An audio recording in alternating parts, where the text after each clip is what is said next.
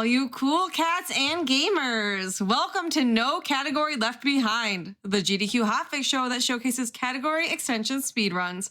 I'm your host, Nuclear Reaction, and tonight I've got that cool black dude with me to showcase Dark Souls 3. Not only is he going to do this level 1 with no weapon upgrades, but he's also going to attempt to get this done with taking no hits at all. Before we get into the content, though, I do have some announcements. Frost Fatalis is coming up. Tune in February 27th to March 5th, and you can type Command FF in chat or go to GameStarQuick/Frame Fatalis for more info. If you're watching on YouTube, go to twitch.tv/GameStarQuick if you're interested in looking at our live content, starting weeknights at 7 p.m. Eastern and weekends at 1 p.m. Eastern. Also, your subs and bits help support weekly hotfix content. If you're enjoying hotfix, feel free to support the channel by subscribing or cheering. All right, CBD, I have to ask, what inspired you to do this category? Sounds very challenging. Yeah, I've never been one to do a regular no-hit run. To this day, I don't have a regular meta any percent no-hit run. I just kind of go for the most difficult things. And the thing that inspired me to do this specific run originally was kind of a bet between me and another community member by the name of V-Sweat, who was also featured on GDQ for Dark Souls 2 not too long ago. But he said that I couldn't get this run, the all bosses version of this run, within, I think, 60 days or something. And then I got it in 29 days. So. Oh, wow. And now I'm here. And this isn't, I know this isn't the only Dark Souls challenge run that you do. What are some other challenge runs that you've completed? Well, in the hitless community, I'm mostly known for doing like broken sword runs in the Dark Souls games. So in DS1, DS2, and DS3, all of those runs I have a broken sword no-hit run. In Dark Souls 1 and Dark Souls 3, I have all bosses versions of those two. So that's kind of more my forte, and I'm hoping for a broken straight sword in Elden Ring too. Keep the streak going. That's absolutely phenomenal. I'm really excited to see this run. I'm sure chat is too. So whenever you're ready to count us down, let's get into it. All right. Well, actually, I'll go to the character creation screen first, and then we'll count us down from there. Okay. All right. So obviously this is soul level 1, so we have to start as deprived, which is the only class that starts with level 1. And then the burial gift, we start with young white branch, and you'll see me use it eventually in the run. But yeah, so I can count us down with 5, 4, 3, 2, and go. All right. So starting off, actually, it's not going to be too different as you might, assume, because you obviously can't level up before the first boss anyway. So with Gundyr, it's going to be super quick and super easy, hopefully. If I get hit to the first boss, that might be a little embarrassing, so. Yeah, so hopefully we'll get to see CBD do this completely hitless, but obviously for the case of the show, there will not be any resets if he does get hit, but I'm expecting some big gaming here tonight. Yeah, I'm hoping for some big gaming. I did a practice run through earlier today, and I did get through hitless, so hopefully the same goes for right now when we're surrounded by a whole bunch of lovely people watching us right now. So that is the plan.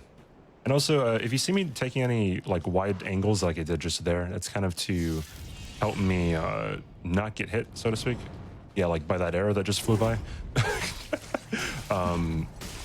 A lot of the things that you'll see me doing, I'm doing it on purpose. All right.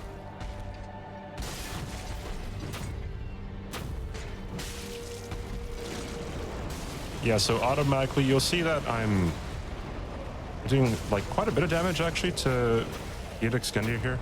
This is the only fight really that I'm going to be doing this much damage on though. You'll see it eventually go down pretty quickly, actually, at least after Abyss Watchers.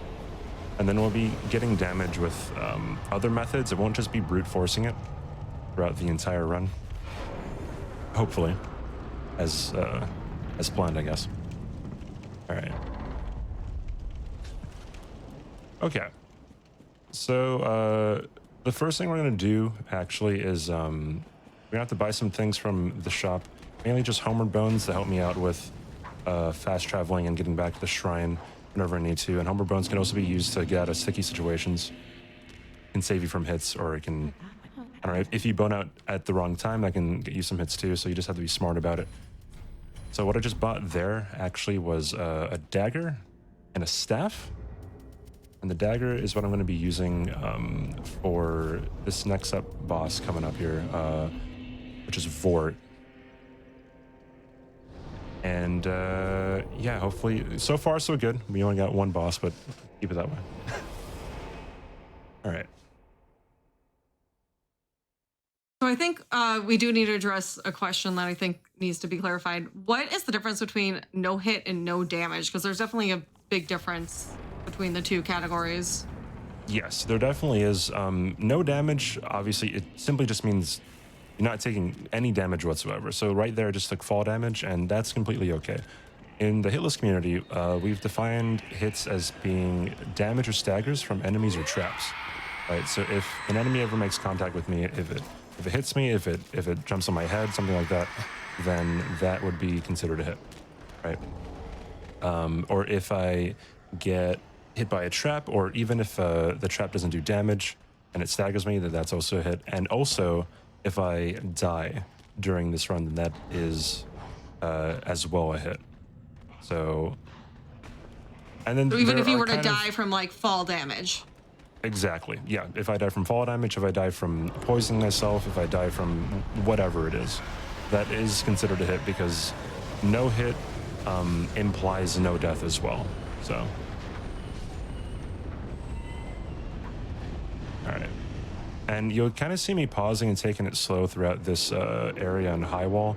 And the main reason is there's a lot of enemies that can be kind of funky. So I'm checking behind me to see if any enemies are coming up behind me, and I'm waiting for this guy to go and do his patrol so he doesn't follow me up to this bonfire over here, which we will be using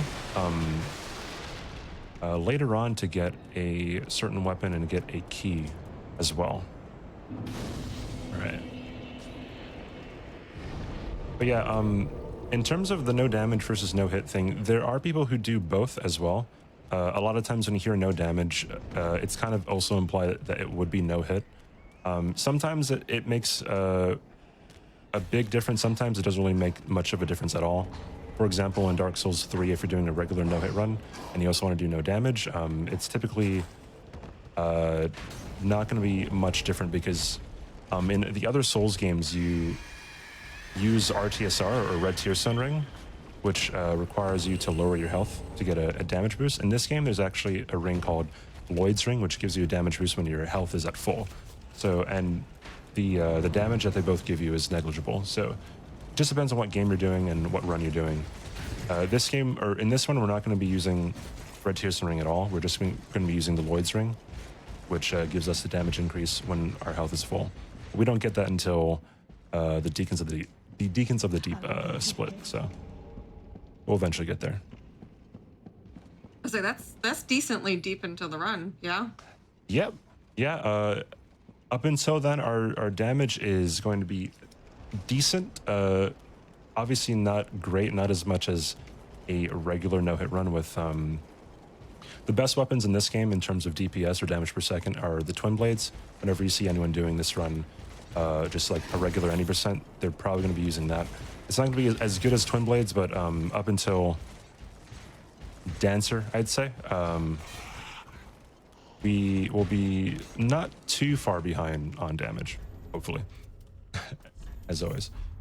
Okay. So this is Vort, and we're just going to be using the dagger here, and we picked up some gold pine resin as well, which will be doing the majority of our damage actually here. And he's just kind of a huge teddy bear. Yeah, you can strafe a lot of his attacks, but obviously for an event like this, I might not want to be trying to show off here. We're trying to play it safe. So sorry, any hitless veterans who see me not strafing or rolling a lot. Trying not to die. For the sake of the event, I guess. Or the fans. For the fans, yes. So a lot of people don't actually know what I just did there. You can head stack or vort after he does that the three charge moves, I guess, because if you land an R2 or a strong enough attack right on his head, you can stagger him and then you can riposte him. So that's a pro tip for a lot of people out there, because a lot of times I hear people like, oh, I didn't know you could do that. Well, yep, you sure can. Very interesting. All right. All right. So we're going to be doing a plunging attack on these dogs here, because these are... Oh boy, we just have the dummy glitch. So that doesn't happen again. Yeah, so that happens sometimes. I have to redo my resolution, or else that's going to be happening quite a bit. That's called the dummy glitch. If you manipulate save files too much, or like load save files in, then you will probably get that glitch eventually. And that was one of the worst ones that I've seen, actually. So hopefully it doesn't happen again. I hope it doesn't. That doesn't affect anything, right? That just... No, it doesn't affect anything whatsoever. It's just kind of a freaky glitch that always happens. I always get accused of cheating whenever that comes up in my runs. I'm like, no, it's just Dark Souls 3 being Dark Souls 3. All right. Yeah, glitchless, by the way. Glitchless for the most part. Also, I did see some questions in chat about the numbers. That's just DVD's tracker for how many hits taken. So hopefully that stays at 0, but that's instead of like basically having a timer with splits, it's a splits with hits. Exactly, yeah. That's probably the best way to explain it. It is kind of confusing if you've never seen the split counter before. However, it's pretty easy to understand once it's explained to you at first. So as long as you see zeros, then that's going to be all good, pretty much for the most part. So I guess I should explain like the route that I'm taking. Whenever you see me rolling in enemies, DS3 is kind of unique in that if you roll into some enemies in this game, it staggers them.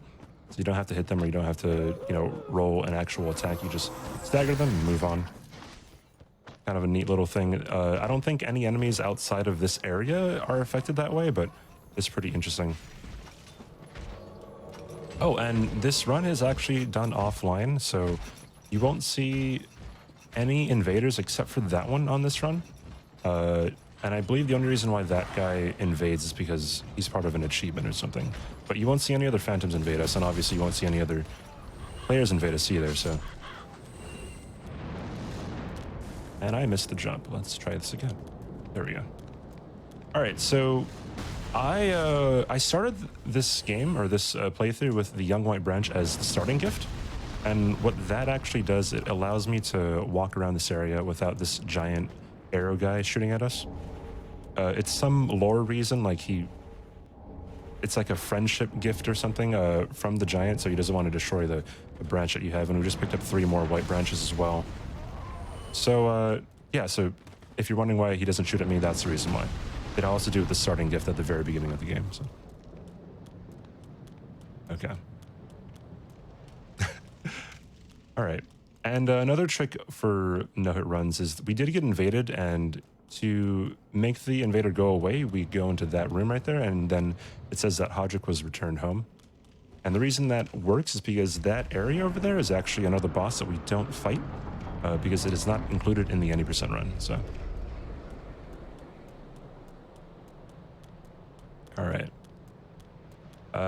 So we're gonna be picking up another ring up here, and we're gonna be picking up another bonfire as well, before we go any farther. And also pick up another item. It's gonna be an Alluring Skull, and Alluring Skulls are good within runs like this because, well, it allures enemies, right? They're attracted to it. So they ignore you and they go straight for the skulls. Not all enemies in this game, but most of them do. And pretty much how it works in no-hit runs is skulls are very valuable up until the deacon split, because after you get to the deacon split, you can talk to a certain NPC and then they will tell you unlimited number of them. So right now we're going to be spending 1 alluring skull to get 3 more up here, actually. And it's kind of tricky as well because there's going to be 2 dogs over here that don't really like us sometimes.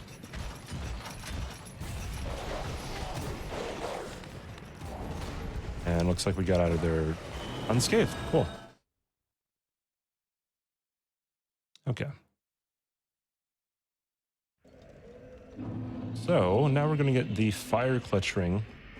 And the fire clutch ring is something that just increases the damage of your fire attacks in this game. And although we don't use any pyromancies, which is the fire-based magic in Dark Souls games, we do use fire-based buffs in this run. So it'll be like fire resins and fire bundles. I guess when we get around to it, I can explain what the difference of those are. But right now, it'll just give us more damage whenever we use a fire buff. Is all you really need to know now. All right, and this is a time where we just have to wait for all these enemies to cross the bridge here. There's nothing really that we can do except, I guess we could throw a skull. However, again, skulls are very valuable up until we can buy new ones at the deacon split. So have to wait for these guys to walk on by so we don't aggro them or aggro a dog. Because these dogs are pretty nasty and they're not really going to be happy with us if they do see us. All right, cool. Everyone was pretty nice there. Sometimes they can get stuck and kind of glitch out, so. Okay. So we're gonna have to deal with these pot throwing guys. Not sure exactly what they're called, but they like to throw their pottery at us and then try to come at us with letter openers, huge letter openers. So we just kind of run by them, they do an attack, and they go off the cliff. So simple trick you could do in your runs too, I guess, if you just don't want to deal with those guys. All right. I see a lot of hitless guys in the chat right now. What's up, guys? All the people in the community. Okay. All right. So now we're going to be going right by here. We have to get a bonfire, and then we're going to have to take this elevator back up to get 2 rings. That'll help us throughout the run. I'll point those out after we pass this area here. But have to get past this Outrider Knight here, which can do some funky stuff. A lot of people like to take a really safe route whenever we're dealing with him, but he was pretty nice to us right there. Oh, cool. All right. Hopefully he doesn't get us on the wall. Okay.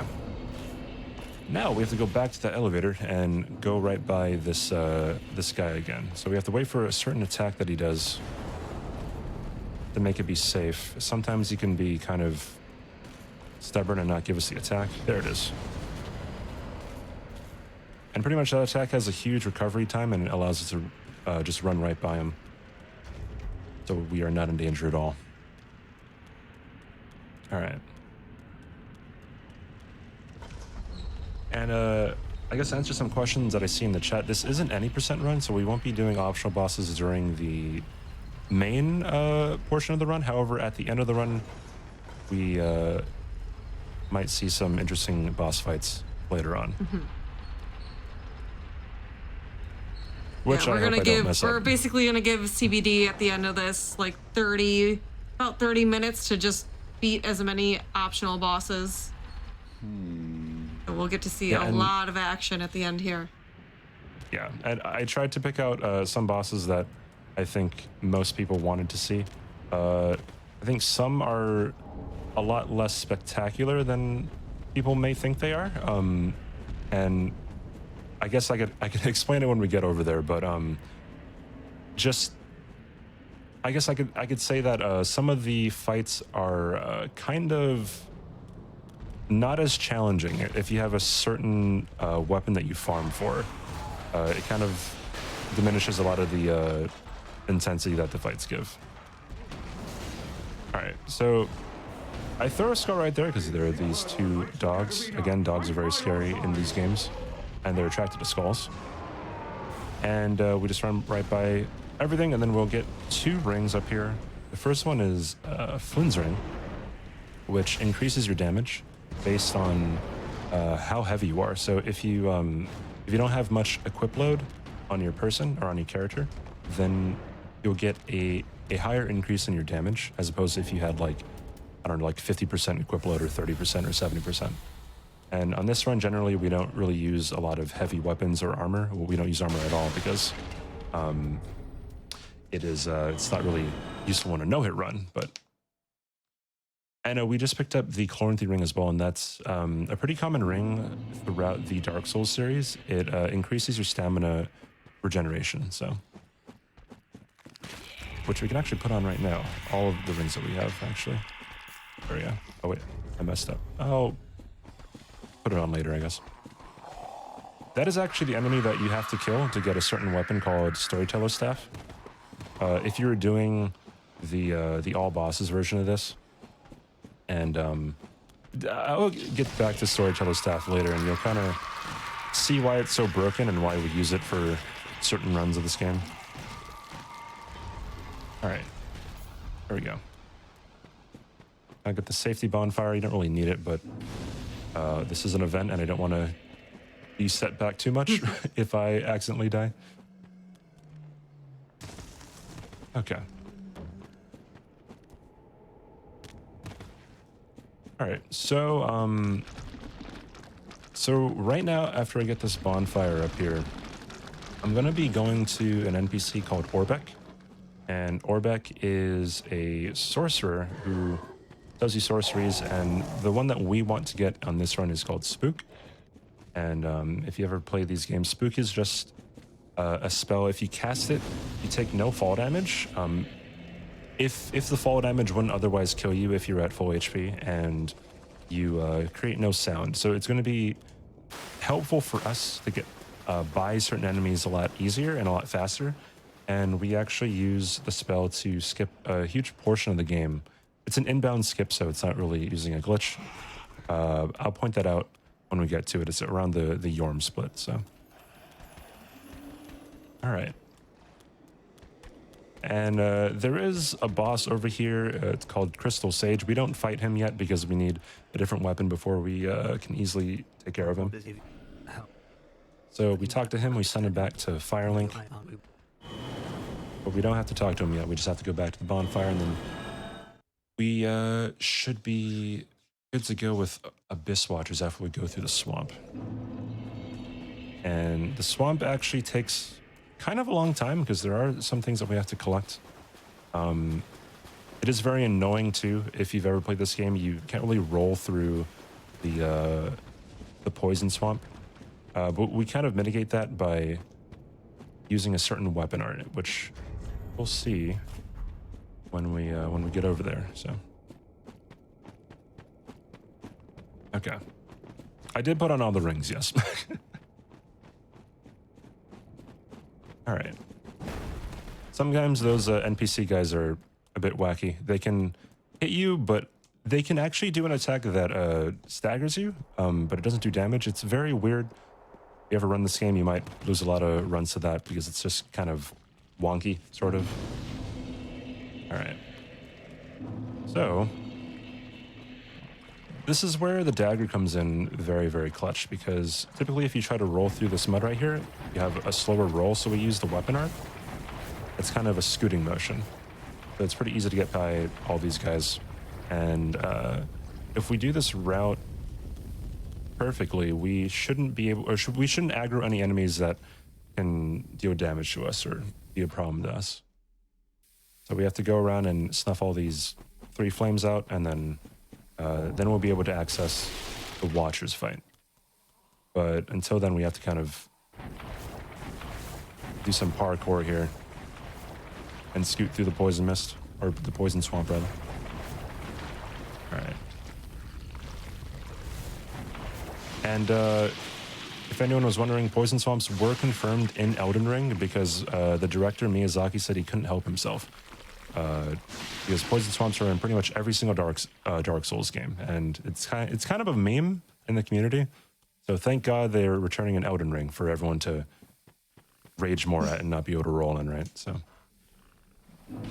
okay. So this is one of the times where we do use the Alluring Skulls. Like I said, Alluring Skulls are valuable, but we do use one there because there are 3 Grus here. And you don't really want to be dodging those guys because they're kind of wonky and they're kind of fast and nimble. That is another spot where we do use an Alluring Skull. And then we kind of do a little trick here because there is an enemy that is post up right there. We don't want to talk, or we don't want to aggro him, so we just kind of go over here, jump up on the rocks, and completely avoid ever dealing with any mobs because Gru's kind of annoying. So awesome. So if everything goes according to plan, we won't really be aggroing anything. I don't think we did aggro anything except for the 3 Grus with the Alluring Skull earlier. So there's one Gru that patrols right here. You'll see him coming up. We're gonna have to kind of walk behind him. If we had Spook, this would be a lot less risky, but we don't have Spook yet. We'll be getting it after the Watchers fight. We're just gonna have to walk behind him. After he gets far enough away, we can just kind of jog, and then we're all good. And one thing to note about this, you have to actually keep your camera on this guy, because in Dark Souls 3, you can kind of manipulate how enemies behave if you're not looking at them, and they kind of shift their position when you're not looking at them. And if you aren't looking at that Gru, he will aggro and he will try to attack you, which is not fun because you'll get hit and you'll reset your run. So sounds like there's multiple layers to enemies spotting you then in this game. Yes, absolutely.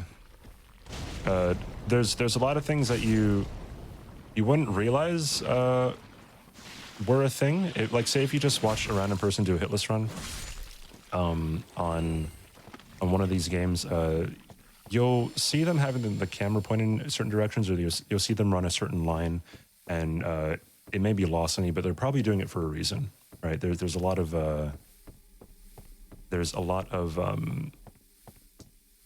thought that goes into all these routes, pretty much. So okay, and we climbed that huge ladder, by the way, to get these ashes, which allow us to buy some groceries, so to speak, at Firelink Shrine. So when we're here, we will speak to Orbeck, the sorcerer, get the spook spell that we talked about earlier. Come again. And we'll also buy some fire buffs as well for the Abyss Watchers fight.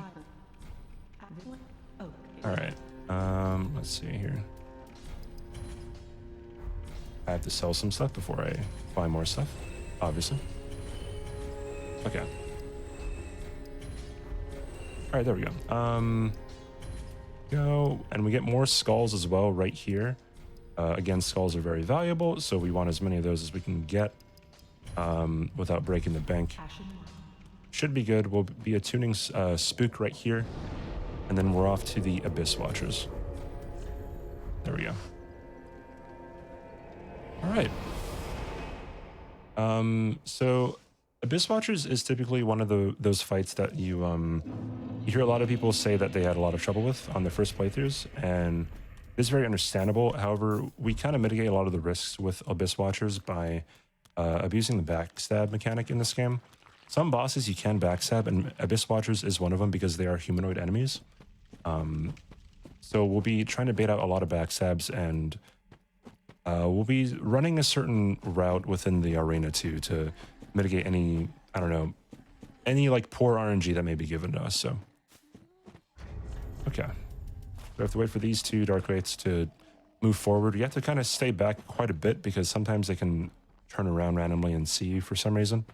I don't know. Dark Souls 3 is pretty wonky whenever it comes to enemies just patrolling, so you have to really be careful when you're dealing with these guys. All right. They are both aggroed, so now we can go. rid of the screw right here. And we should be home free. Nice. And hopefully no other groove follows us, or else that would be very, very upsetting. And all right, I think we're good. All right, cool.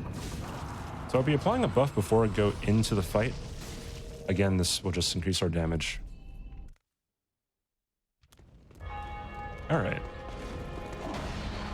Again, so we're going to be baiting out a lot of backstabs in this run, or in this fight, rather. That's one backstab. And then we're going to try to go for one more before the other one spawns in.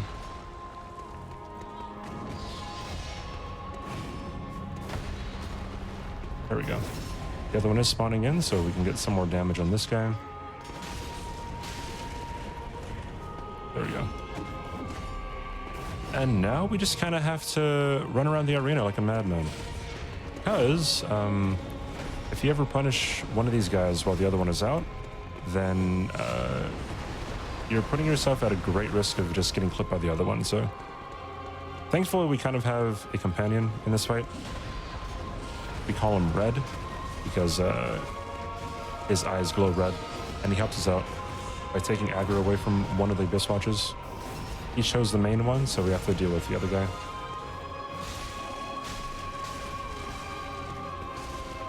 Looks like he's putting in a lot of work over there. However, I think he's going to be dying pretty soon. Yeah.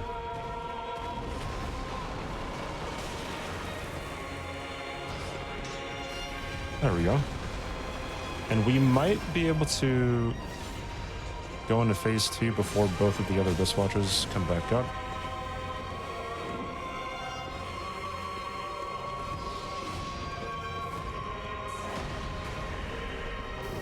There we go. Pretty fast phase 2. Or sorry, phase 1. Alright, so since this guy kind of idles a lot, we throw a firebomb at him. It kind of simulates his AI. Come and get us. And this is pretty much exactly what we do in phase 1, but we kind of have to be a lot more careful, obviously, because he's very fiery. And his hitboxes kind of change as well, so we can't roll a lot of the attacks that we were rolling in phase 1 as well. All right.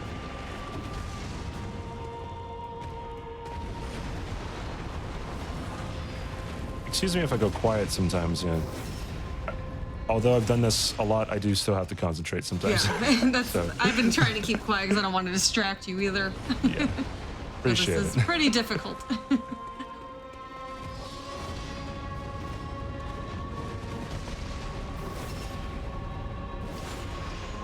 All right, we should only have one more backstab.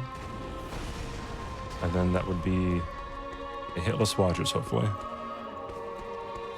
He's not giving us attack. There we go. Still no attack to punish.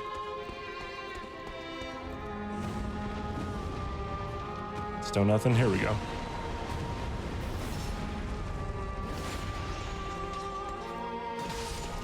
And that's Watchers. There we go. So far, so good. I'd say the most difficult part of the run is kind of out of the way right now because a lot of wonky things can happen towards the beginning, so... Yeah, I was gonna ask, which bosses do you think are the most difficult for this run? For this run, the most difficult is going to be Soul Cinder, the very last boss.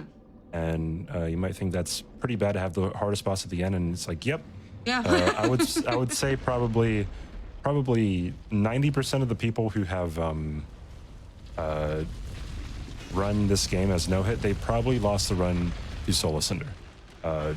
And it's pretty heartbreaking when you see someone on a hitless run all the way up to that point, but that's just how it goes. He's very complex, and he's very aggressive as well. So, and besides Cinder, actually, I'd say the second hardest boss is probably going to be Deacons of the Deep. It's not because they are hard per se, like say on a casual playthrough. However, they are they're very random, I would say, because there are a lot of deacons within the room. They can throw fireballs at you. They can lunge at you if you're not paying attention. If you kill one, they respawn and then they can be out of your sight. So it's very very volatile, I would say. So Randomness with enemies is definitely not what you want to see in a hitless category. exactly, yeah. You want to be as consistent as possible. So whenever there's randomness, you kind of have to take it slow, right? So. And I completely missed that firebomb. So if you didn't see what I just did before I boned out of this area, I picked up a ring called Karthus Milk Ring. And if you are familiar at all with this game, if I can get this, it's a rat right here. Oh gosh, this is the hardest boss in Dark Souls 3 is firebombing rats. There we go. If you were paying attention, I got Karthus Milk Ring, and what that does is it obscures your rolls. However, what it also does is it gives you 3 more points in dexterity, and we're going to be using those 3 points in the dex stat to help us wield a certain weapon that's going to be very valuable for this run. And right now we're going to be dealing with all of these bone wheels because there's a ring over here called Karthus Blood Ring that gives us a lot more comfort, I'd say, with the rolls that we take. Because rolling in this game gives you iframes, and wearing this ring that we're about to get gives you a little more iframes to work with. So it's very valuable when you're trying not to get hit. There we go.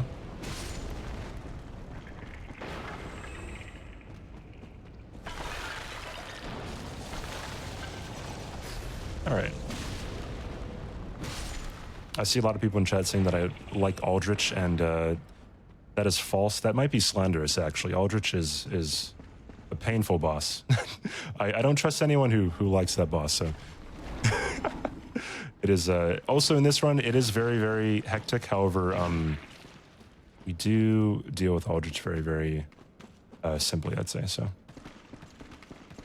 I do wanted to, for people coming in late, just reemphasize that this is a hitless run, which is different than damageless. So CBD is okay to take fall damage, take poison damage. You just can't get hit by enemies, essentially, or take a death. But those are what we're kind of looking at here. And additionally, I don't think we got to touch on this, but I know CBD was telling me before the start of the show that I think he's one of 6 people who have completed this challenge. Yeah, it's 6 or 7 people. It's not too many people within the Noah community have even attempted this run, so it's pretty awesome. All right, so right now we're gonna get more ashes. And what ashes do in this game, it allows you to trade it in with the maiden in Firelink, so you can get more things to buy from her. And these specifically allow you to purchase bleed resin, which you can apply to other weapons. So we're going to be using the Karthus Rouge, or the bleed resin, on the bandit's knife, which we will be getting from another NPC later. Actually, we can probably go and get that NPC right now that I think about it. So there's a lot of sidetracking in the first part of this run. Shopping, as some of the runners like to say. We have to prepare to wield some weapons, or we have to get some items to make the rest of the run a lot easier. Yeah, bleed is kind of well, it's not the entire run, but it kind of close to it for some bosses. So we'll be using bleed for actually the next 3 bosses, which just goes to show how valuable it is for a run like this. Because if we didn't have it, then it would take a lot longer, actually. Right now we'll be going through kind of a treacherous area, actually. You'll see an enemy walk by us right here. Don't worry, he can't see us or hear us. Just kind of wait for him to go by. Yeah, there we go. And then there's going to be an enemy right behind us. and we go right behind him and poke him right in the back. Then that allows us to get the broadsword, which we'll be using for Deacons of the Deep coming up here. Okay. All right. So the main reason why we came over here, though, is to get a key that we can use to free the NPC Grey Rat. And again, this is one of the cases where we do use an alluring skull before the deacon split. And right here, we have to stand on the sill. We throw a skull, tracks all the enemies in the room. We backstep, roll, pick up the key, and then bone out. You can clip it and watch it all again, watch it in slow motion. Wow. But That was a lot. that was quite a bit. All right, so now we're going to the NPC, which is Grey Rat. See me blow up those barrels right there, and then we do cast Spook again so we don't get hurt by anything. And then we have to roll past this guy, which can kind of be scary. There we go, we got him. And there's supposed to be an enemy here, but he's not here. It's just kind of Dark Souls 3 things. There's supposed to be an enemy that throws a firebomb at you there, and for some reason he just didn't want to be here today, so that's pretty interesting. All right, so we talk to Grey Rat. He goes back to Firelink Shrine. We go back to Firelink Shrine as well. And here we will go and we'll buy the Bandit's Knife from him. And we can also buy more firebombs, because firebombs are very important in this run as well. It can help us aggro some enemies, and it can help us kill some enemies too if we really do need it. I'll get more of those. All right, there we go. Okay. And those ashes that we got within the catacombs, we can trade it out right now. We can get these bleed resins right here, the Carthus Rouge, which are very, very valuable. As you'll see in the next fight up against the Crystal Sage. All right. Just have to make sure that we have everything that we need so we don't have to come back here later. I think we're good. All right, cool. All right. So now we're going to Crystal Sage. I feel bad for anyone who said before that they kind of had issues with this boss, because it is a very difficult boss if you're on your first playthrough and you don't know what the boss is actually doing. But as this game has been around for going on 6 years now, there has been a lot of strats and a lot of ways to determine where Sage is going to teleport to. So how this boss works is every time you stagger Sage or hit Sage, the Sage will teleport away, and then crystals will pop up on the ground, and you have to read those crystals to determine where Sage is going to actually show up. So I'll try my best to explain what's happening, but it might not make any sense. Oh, so the fight is kind of volatile because we do use the bleed resin. So bleed depends on how many hits you get within a certain amount of time, and if we don't get all those hits in, then the damage can be different. So just bear with us here. All right.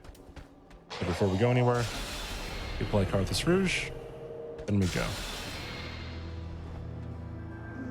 All right, so he gave us Soul Mass, which is not the thing you want to see, because it kind of delays us going in to attack him. There we go.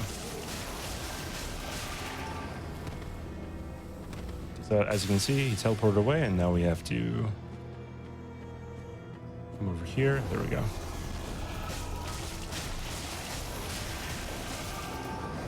So again, we looked at the crystals, and he'll be showing up right over here.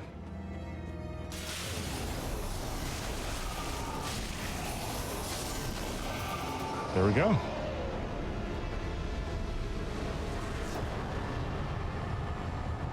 Bandit's Knife. Making that look so easy. It is. Yeah, thankfully it didn't give me a pattern that I forgot how to read. So sometimes there is luck in this game, and sometimes if you make a mistake, you can get bailed out. Thankfully, that was very controlled. So, all right. And that's kind of a good introduction to how bleed is actually used in this run too, because if we were to kind of fight Sage without any bleed damage, then it would be a lot longer. So bleed helps us just expedite the process and not have to be in the fight for that long of a time. So, and there was actually a second phase in that fight. You just didn't see it because well, I killed him right as the second phase started. So, all right. So right there, I just got some ashes that we'll be using actually for Soul Cinder, the very last boss. I'll explain that when that time comes as well. All right, so yet another area. This whole area, we will be abusing the skull mechanic because there are a lot of enemies. This NPC is kind of scary. He can throw knives at you, so sculling him is a very good idea. And then sculling these guys as well. There's a lot of dogs here. There's a lot of things that shoot arrows at you, so you don't really want to mess around and dilly-dally. And we should be in the clear. Hopefully, sometimes a dog can run after you over here. Doesn't seem like we have a dog coming right now, so this is very good. Yeah. All right. So that was part of the hard part, but also coming up, there is another very, very difficult part with this run. And it kind of requires a lot of focus because one false step, you can either die of fall damage or you can attract an enemy that you don't really want being attracted to you and hitting you in the back. So there's going to be a lot of stuff going on, a lot of things flying at us, a lot of projectiles going this way and that way. So hopefully nothing really clips us, or else that would be very bad. So we're kind of going in and out of a lot of enemies here. It's kind of... it doesn't really seem like much, I guess, if you're sitting back and watching a run of this, but there is a lot of things that you have to pay attention to while going through here. So hopefully everything goes according to plan here. Now, I know you do a lot of these types of runs. Do you still feel like stressed or anything going through certain areas? I guess a lot of the stress may come from if I'm on like a really good run at the time, if that makes any sense. That makes sense. Yeah. If I'm on a really good run and we're getting towards like the back third of the game or something, then that's where a lot of the stress and anxiety may play into some people. I think that's normal for speed running in general. Yeah, absolutely. And I think the only good thing about that is I think the worst it'll ever be is probably on your first no-hit run that you're ever going to get. So after that, it kind of dwindles, but I guess depending on the run, it could be very, very scary. So especially if you've been working on the run for quite some time, you may have a lot of emotional attachment to it. And if you lose a really good run, like towards the final couple splits, it can be very devastating. I have lost runs to the last couple splits before, so it teaches you just to get back up. You know, a lot of this is perseverance, and you don't want to be easily demotivated, or you don't want to really wallow in your own failures, I guess is another way of putting it. All right. So we are here in the cathedral. We get this bonfire as kind of a safety bonfire because, again, it's kind of a treacherous area that we're going through, especially with this route. And right now we're going to kind of be doing something a little dangerous that probably a lot of my fellow runners may not think is really necessary in this run. However, I'm too used to doing this in practice, so we're running right now. Typically, you would kill this huge giant before running through here. However, I don't want to. So hopefully I don't regret saying that, and hopefully we kind of make it through without any repercussions.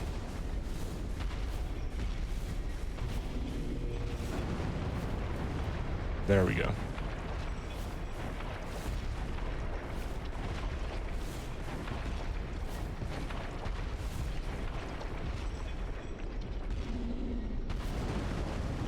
All right, that was very close, but you got out of there. Okay. All right, so we just got a bonfire, and then we are getting the same bonfire because this whole area is kind of an interconnected mess. So we're going to be opening up this door. The bonfire is going to be right to our left, and this door is important because we'll be warping back to this bonfire in order to have easy access to the boss. And then the whole reason why we're coming over here is to activate another NPC. And that NPC's name is Patches, and he's the guy that we can talk to get unlimited alluring skulls, which, again, are very, very valuable in this run. All right.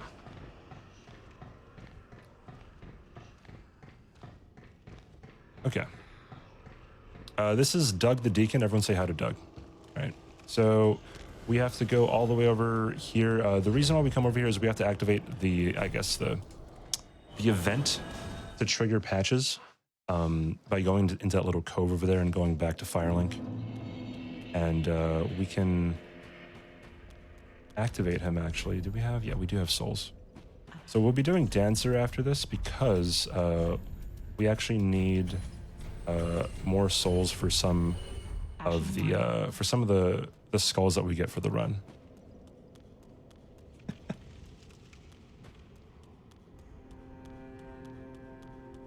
All right. So actually, I didn't get the key, which is the whole reason why I talked to that lady.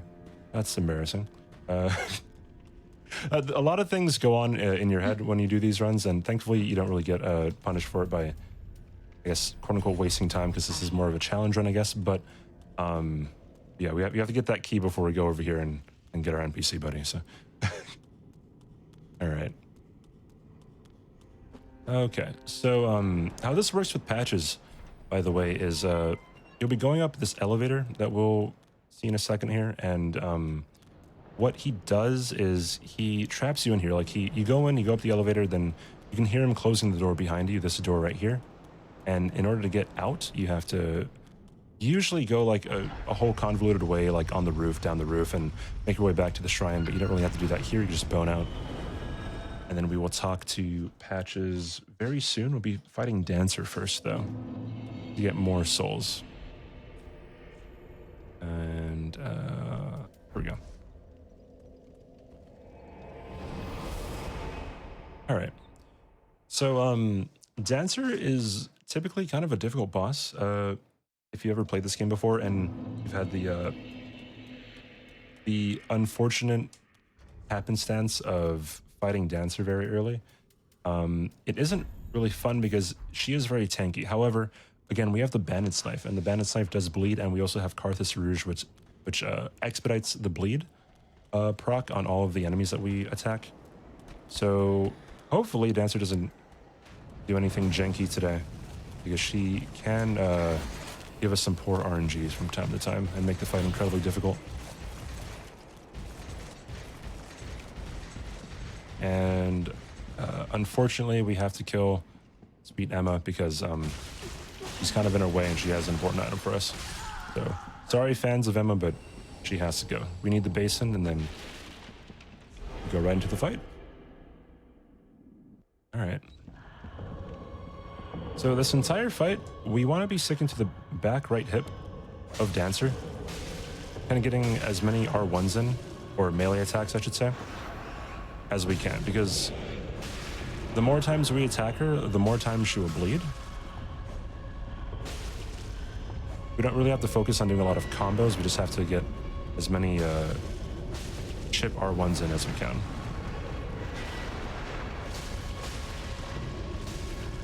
And she's already kind of being very wonky. Hopefully I can get into second phase before she does anything else. All right, this is a bit better. Back up. Go. There we go. So we'll be abusing how she spins around. However, she got stuck, so this is going to be a very interesting fight.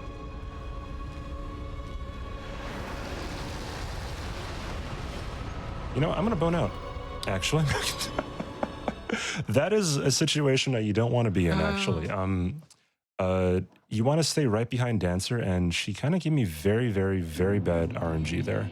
And if you're ever in front of her, she can do a lot of very, very quick swipes at you, and you don't really want to mess with that. So that's why I boned out.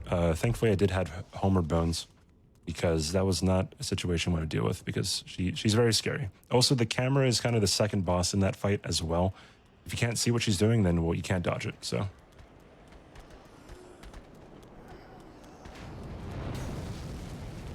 So we'll be going back into the fight. Hopefully we remain hitless. He's very hitless so far, so that's actually very, very good. Hopefully we don't get stuck in the doorway. Okay. So again, we stick to the back right leg, back right hip of Dancer. We don't have our resin equipped.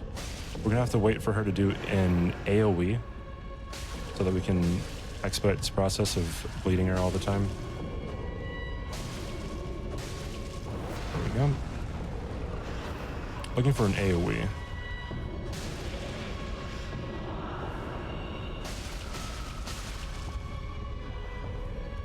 And she is not giving it to us. Oh, there she is.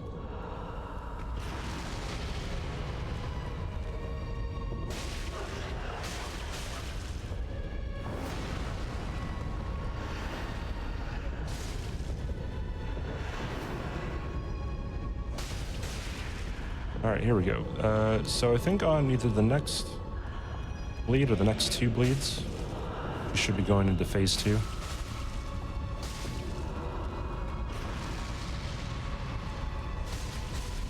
And hopefully she's not in a corner again, because that would be very, very, very bad.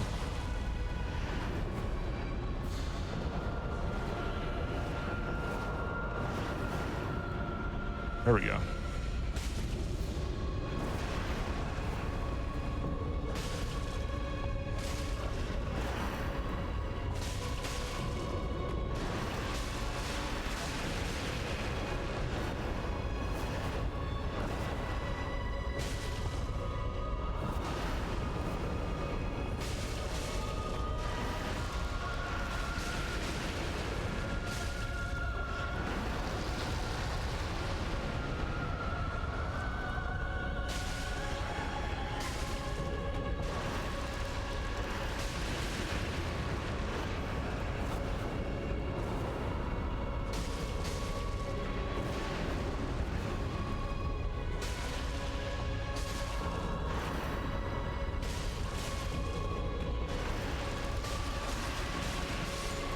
And that's Dancer. I've been not. Like, I'm just like sitting on the edge of my chair right now. Like. Yeah, it's.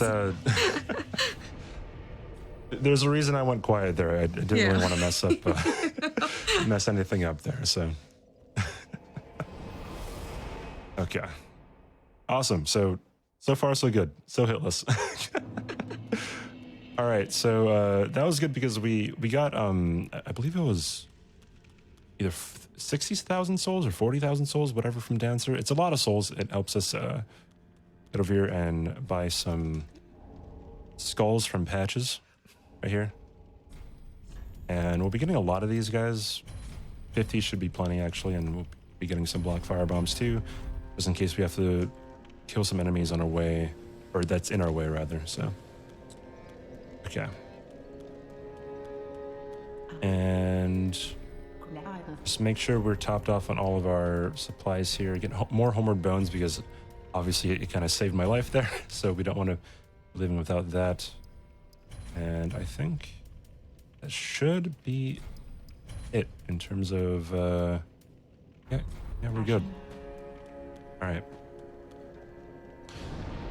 Okay, so now we go to Deacons.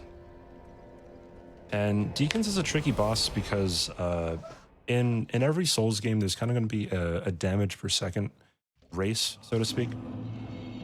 in terms of a boss, I guess. And Deacons is kind of that DPS race because if you've ever just fought Deacons and just didn't do anything in phase 2, eventually you're going to die of Curse. And how that works is Curse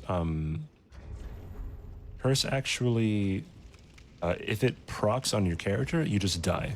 You can't iframe it, you can't put anything on to protect yourself from it. You just die. So in phase 2, you're gonna have, this is where it kind of gets tricky. If you're on low damage, you have to figure out a way to either stall for time so that curse doesn't build up on your character, or you have to end the fight very quickly. So you kind of see again why skulls are so important in this fight. You'll see me use it quite a bit in a little bit in phase 1, but mostly for phase 2. So this is actually where we use the broadsword as well, because the broadsword is kind of your Swiss Army knife whenever it comes to soul level 1 on a typical playthrough, but not necessarily on this one. All right. So I'm just getting ready here so I don't get anything. And we should be good. Hopefully. We'll probably take our break after this fight here, PD. Okay, yeah, totally.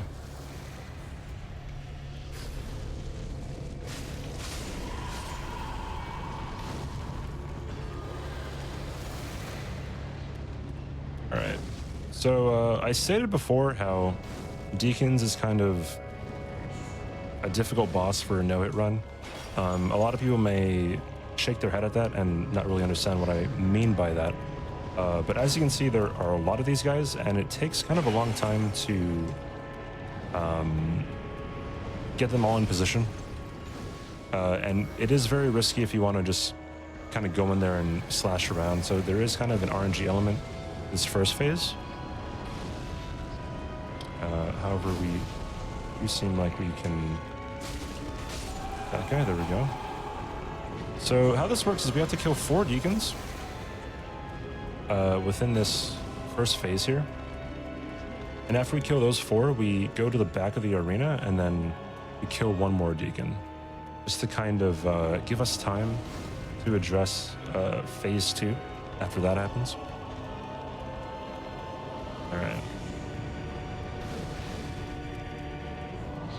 And you can throw skulls here. However, again, skulls are very valuable, and we can only hold up to 10 whenever we're away from a bonfire. So we kind of have to play our skulls safe, and if we throw a skull, we have to make sure that we're gonna get some utility out of it.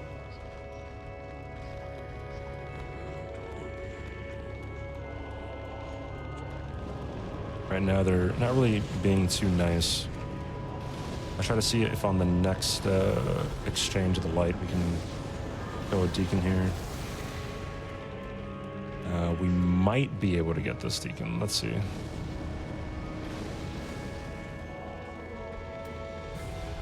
Let's go. There we go. All right, we need 1 more. Then we will be home free.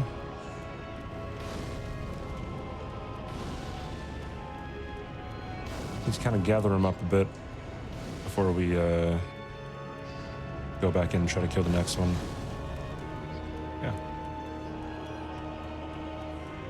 Yeah. You could firebomb the Deacons, however, again, these guys can shoot fireballs at you.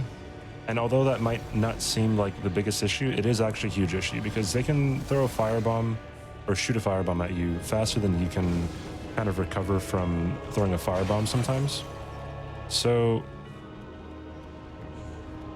a lot of this fight is just kind of mitigating any risk of the Deacon shooting fireballs or like jumping at you, stuff like that. And you'll see I'm kind of standing behind pillars whenever I throw skulls as well. Yeah, I got unlucky there. There we go. So that's our 4th Deacon. And we're going to be kind of waiting for them all to spawn back in. Then I'll be going in the back of the arena to kill the last one.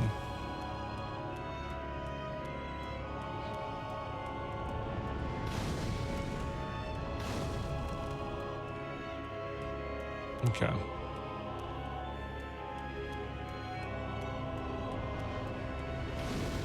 All right, it'll take some time for them to come all the way over here. I'm gonna check this side to see if there's any deacons. There's one deacon coming on the right side. So again, pillars are your best friend whenever you're trying to no-hit this fight. And you kind of have to always keep tabs on where everything is, really. So even though this is one deacon right here, he can possibly, shoot a fireball at you if you're not looking at him, which has happened before. To probably many runners. You may throw a skull, and the only deacon that's not attracted to the skull just ends your run right there. So not the best thing to happen if you're not trying to get hit, right? Are the pillars consistent with blocking those, or have you ever gotten hit by being in the wrong spot behind a pillar? The pillars actually are they're very consistent. The hitboxes on the fireballs are actually very, very large. So even if it looks like you're about to get hit by a fireball, you're probably not going to, because the fireballs are not very. Yep, and right as I say that, we take a hit. That is very unfortunate. I thought that my faith in the pillars just wasn't enough. Oh, that's no, really I cursed unfortunate. it. Yeah. No, I feel so bad. That's on me. That's on me, chat.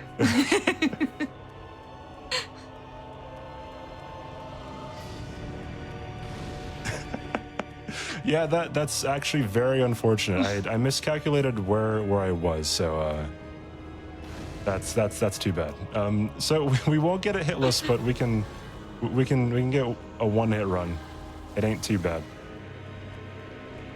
Looks like we might be good here. Hopefully. All right, here we go.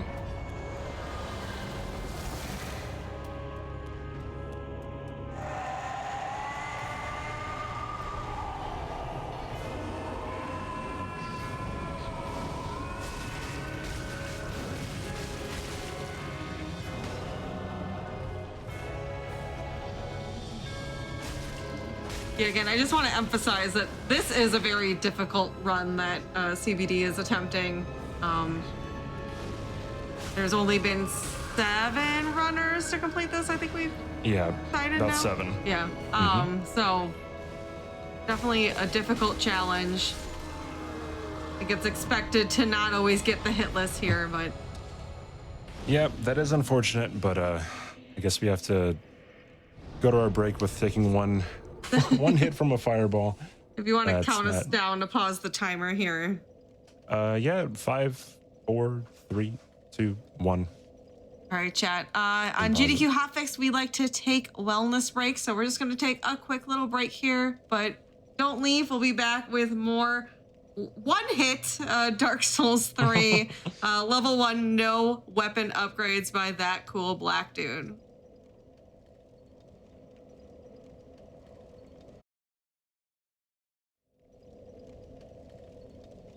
Hey, all you cool cats and gamers. Welcome back to No Category Left Behind, the GDQ Hotfix show that showcases category extension speedruns.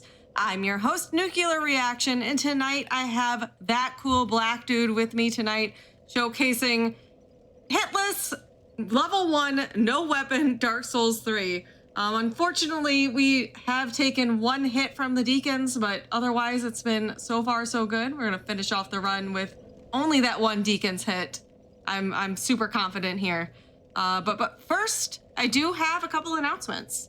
If you're watching on YouTube, go to twitch.tv/gamesdonequick if you're interested in looking at our live content starting weeknights at 7 p.m. Eastern and weekends at 1 p.m. Eastern.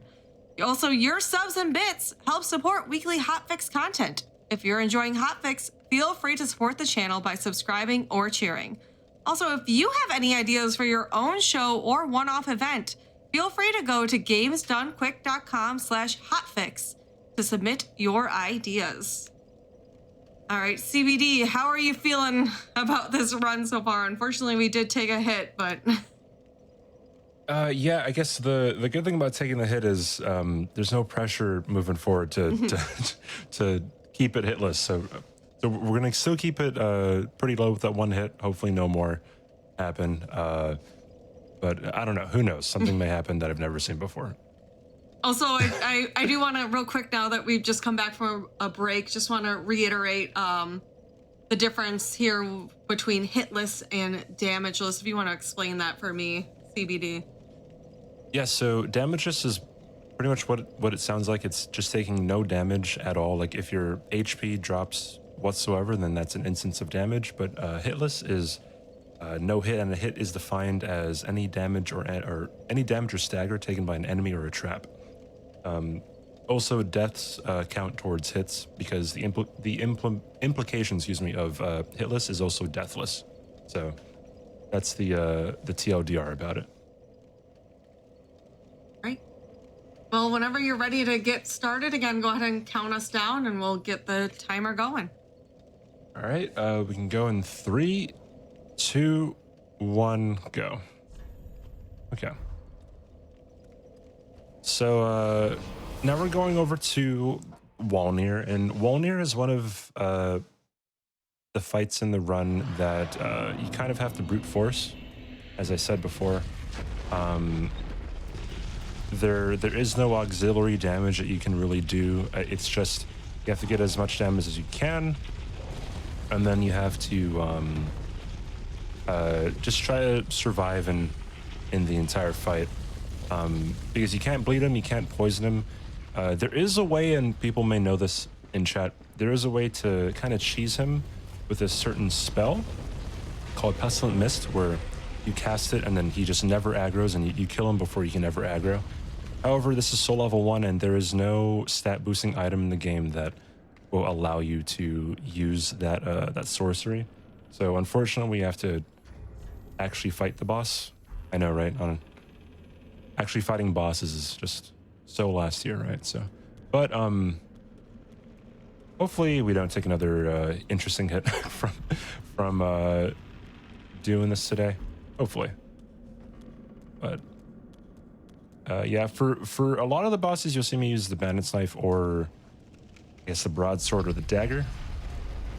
For this fight, we'll be using the club.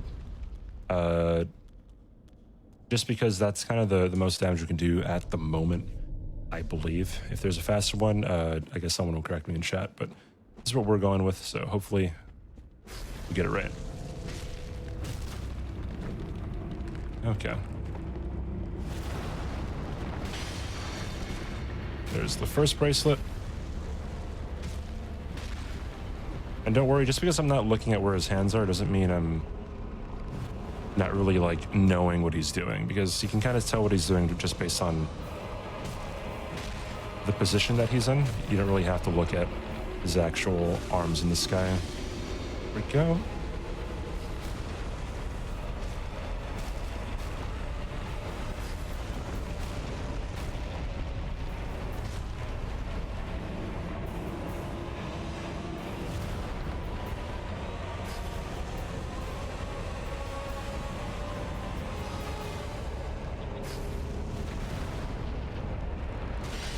And there we go.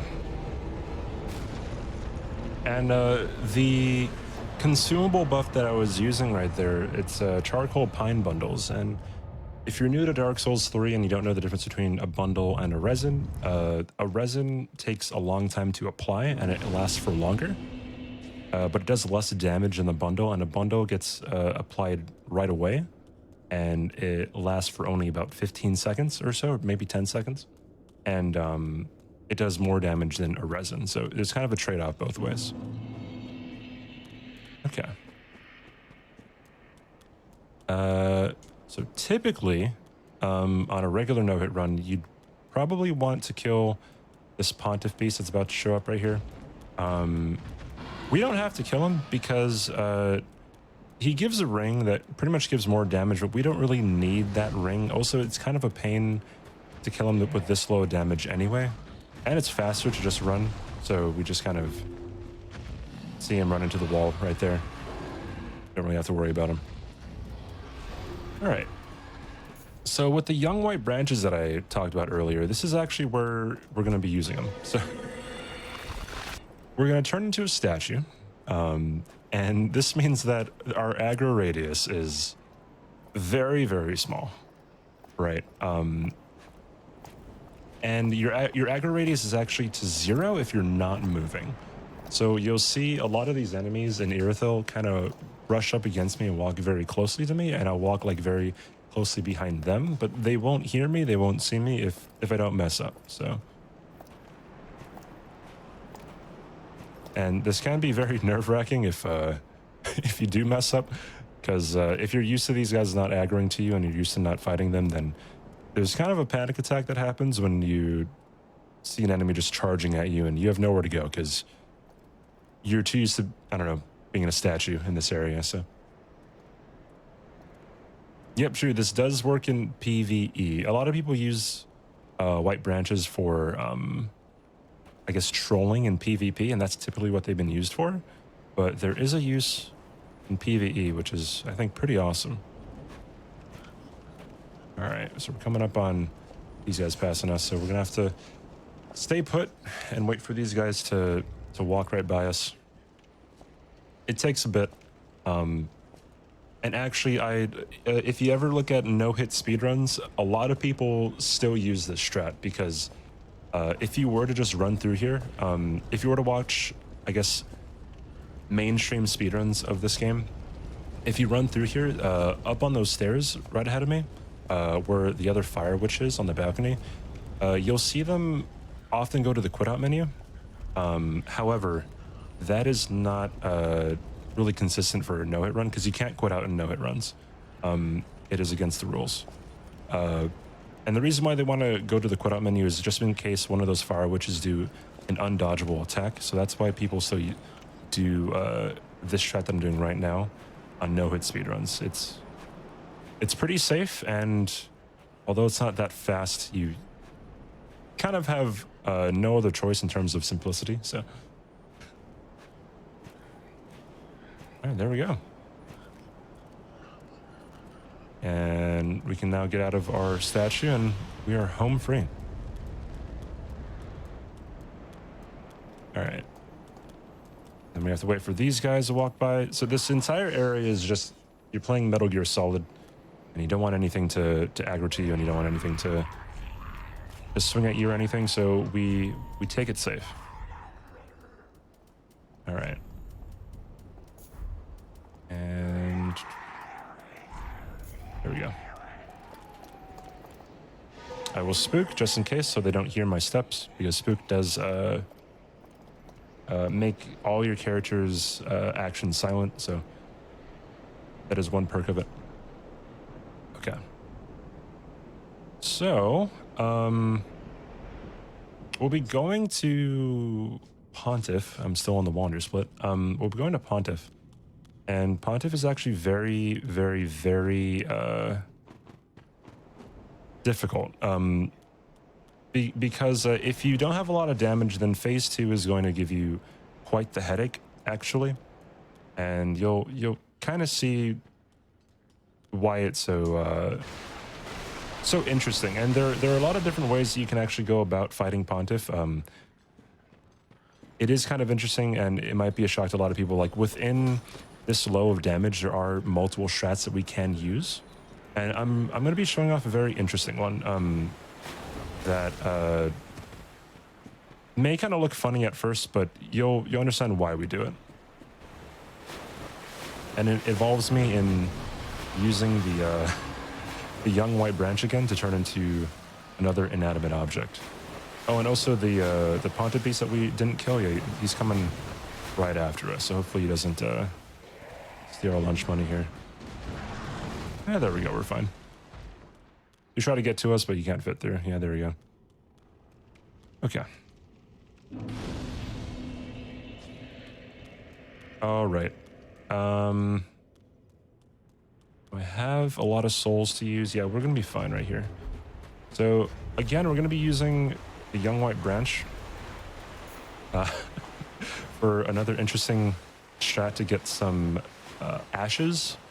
And by getting these ashes, we can buy an item called Dung Pies in this game from the Maiden in Firelink Shrine.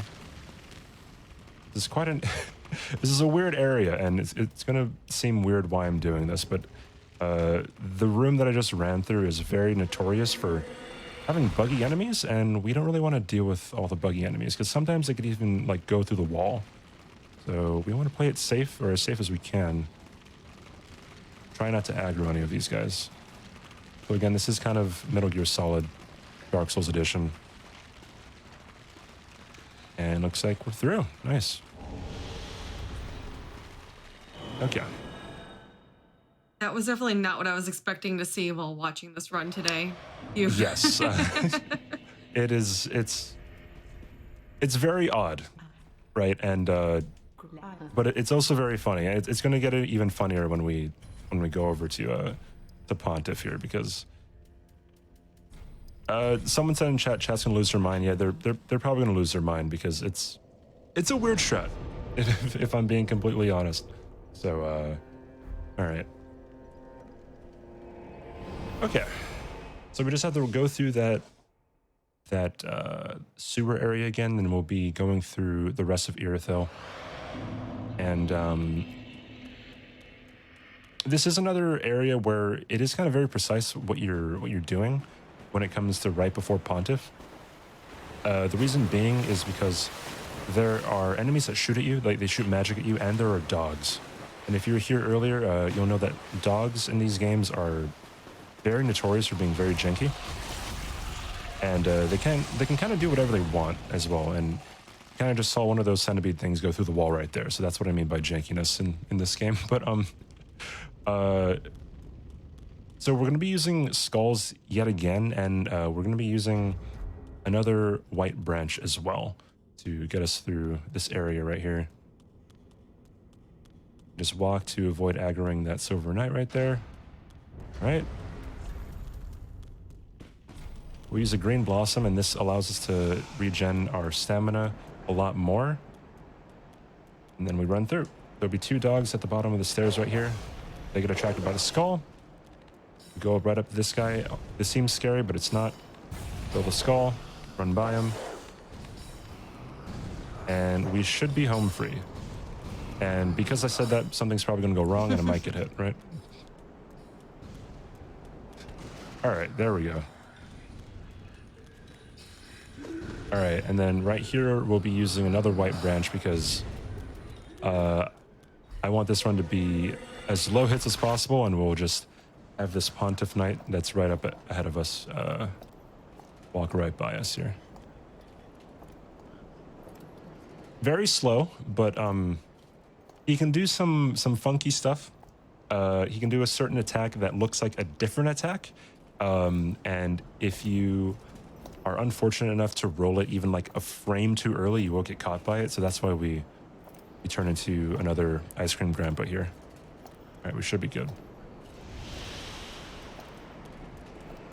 Oh, I actually realized something. I don't have...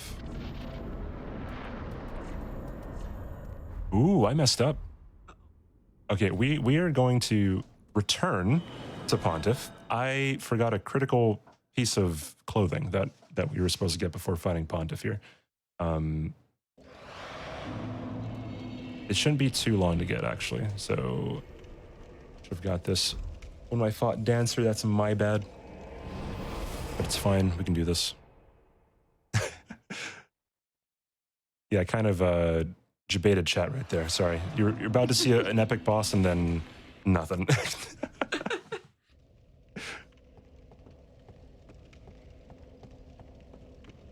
So what is this clothing you're going back for? So this is actually clothing. It's armor to increase my resistance, if that makes any sense. So when you throw dung pies in this game, you will toxic whatever... You'll build up toxic on whatever enemy the dung pie lands on, but you'll also toxic yourself. So if we get more resistance to toxic, it will be a lot better for us, actually. Okay. Because then we, in turn, won't get toxic and we won't die from our own infliction of toxic, so. Also, it just looks kind of cool, too, yeah, so. Yeah, that's the more important part. Yeah, always fashion souls before Dark Souls. All right, And actually, as we're over here, we can go through the rest of this area as well, so we don't have to go through it later. So kind of a detour, kind of lost time, but kind of not at the same time, because we can do a later part early on right here as well, or we move on to, I guess, the end game. And yeah, I utilize a lot of skulls here because I have them. It makes this area a lot simpler, actually. And we kind of utilize some interesting parkour here too. Go up on the armor and just drop down. We skip a lot of the area by doing that. Mainly a huge dragon that tries to breathe fire on you. So another skull, of course. We have a lot of them, so it doesn't really matter too much what we do here. And this is the enemy actually that we went around that entire place to avoid, because if you stay here too long, then he'll start breathing fire. And that is not very fun to deal with. Okay. Again, a lot of skulls. It's kind of a staple in the Dark Souls 3 know-it runs and Dark Souls 2. It just makes things a lot safer, so you don't have to worry about aggroing or dodging a lot of enemies. There we go. Okay. So we should be home free. Yeah, we'll get this elevator. That is Dragon Slayer armor right ahead of us. We'll return later to deal with him, because he is later on our splits here. Okay. Now we can go back and kill Pontiff Sullivan. Where is our bonfire? There we go. All right. Okay, so now we can get hyped for a very interesting boss fight that you probably wouldn't expect otherwise. Let me see if I have all my rings set up. I think we're all good. We should be good. Copium, of course. Yeah. Do we get to see Ice Cream Grandpa again? Actually, we might actually no, because I used too many of my branches. So we're gonna have to dodge that Pontiff Knight on our own. It's not gonna be too bad. Okay. Hopefully, as long as I don't freak out, we should be fine. So. Okay. Again, walk by this guy. If you run by here, that Silver Knight right there gets aggroed. Load up on a Green Blossom again for stamina recovery. Then we go ham with the skulls yet again, so. All right. Here we go.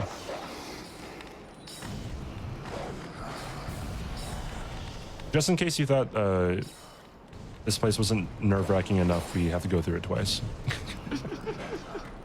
For the fans. Yes, for the entertainment.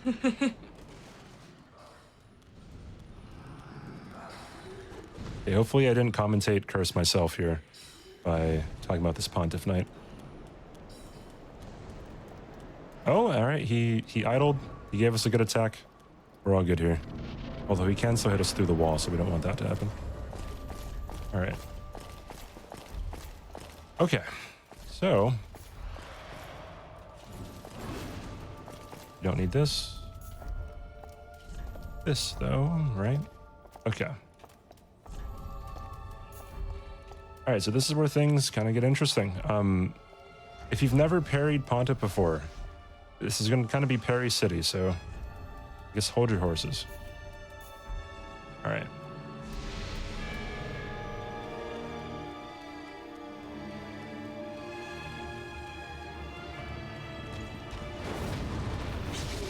All right, there's the first one.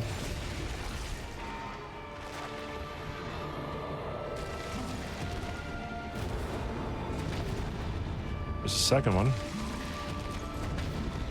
And the third. Fourth parry. Fifth one. We heal the toxic. Another dung pie. Be one more.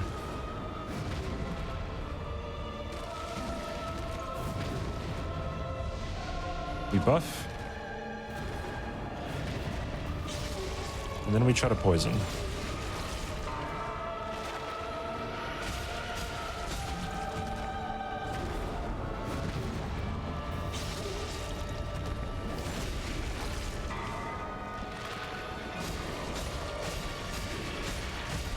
There we go.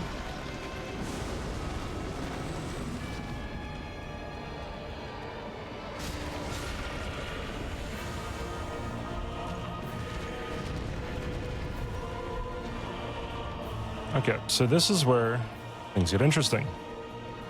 We can get cornered here, which is not ideal. Obviously. Ooh. Camera moved for some reason. Okay. So as you can see, Pontiff's health is going down. And the reason why he went down was because we toxicked him, and we poisoned him, and we bled him, Wow. and we parried him, and we riposted him. So that's that was Pontiff. So yeah, easy, right? You guys can do it. Easy. Put up Dark Souls 3. Practice your parries. It's all good. All right. Anyway. That was a neat fight. Oh my! I'm speechless right now. I wish I had more to say than that was a neat fight, but Yeah. I've lost many runs to Pontiff. He's no joke. He's one of the few bosses in the game that you can parry and riposte after the parry. So it makes him. You can control a lot of the fight by doing that as well. You can manipulate the moves that he does by parrying him and standing in a certain way. So it's very fun. It's very fun when you do it correctly. That is, if I would have failed, then that would have been kind of unfortunate. But what we got through, we're all good. my heart absolutely dropped when your camera got hecky there. Yeah, I'm not sure why that happened.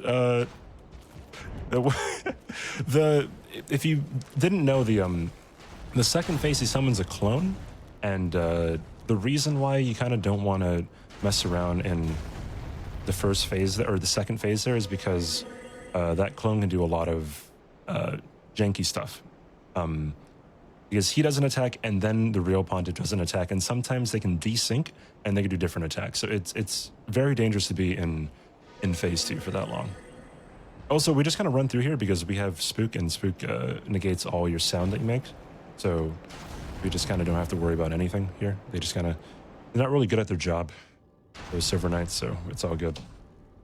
Now, All right. I know I've seen I know for Ocarina of Time hit lists, they count shield hits as hits. So I couldn't imagine having to do that fight without those parries. Yeah, that actually goes the same as in Dark Souls hit lists. If you block an attack, then that is considered a hit. But the parry if is you different, I guess. Yeah, Or- if you get a perfect parry, then that is not considered a hit. Okay. But there are partial parries, and partial parries mean that you do parry and it connects, but you do take damage, or it doesn't connect and you take damage anyway. So there is some risk in doing parries. But if you get it perfectly, then you're all good. All right, so up next is Aldrich. Aldrich is a fun boss, I say while smiling through my teeth. This boss, if you ever fought him, he is very funky, I guess, or he's very slithery and slimy and slippery because a lot of the attacks that he does actually aren't very consistent in like where they go in relation to you, right? So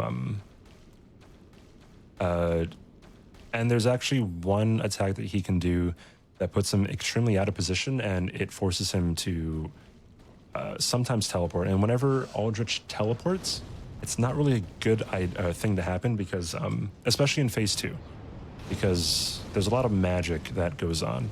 I'll kind of explain my thought process in fighting him when we get in here. But I will be using a bandit's knife. I know there's a runner in chat by the name of V-Spud. He's probably going to hate me for doing this because he thinks I might be too aggressive with this fight, but I like the bandit's knife, so we're going with the bandit's knife today, and we're going to bleed him.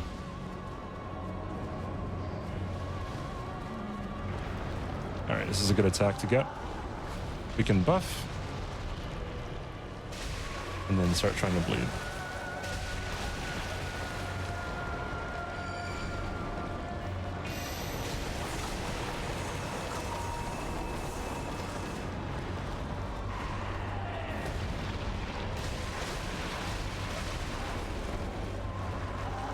Alright.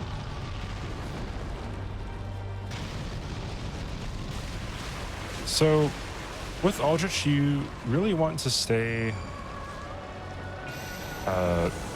not too close and not too far away from him. If you don't get too close, he won't teleport. But if you do get very close, he will. And if you get too far away, he'll do magic attacks. Here, I'll rebuff. And we'll bait out yet another attack from him. Yo, it's a good attack. Go for the bleed yet again.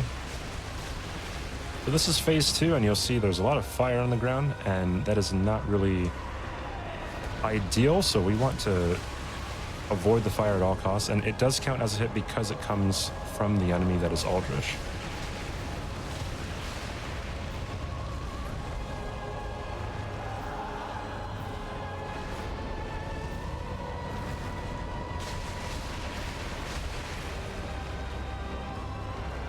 Go.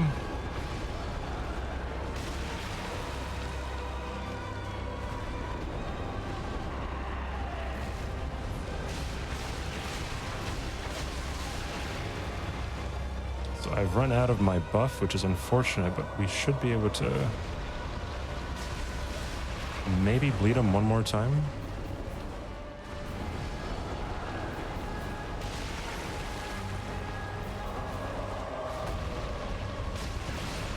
There we go. That's Aldrich.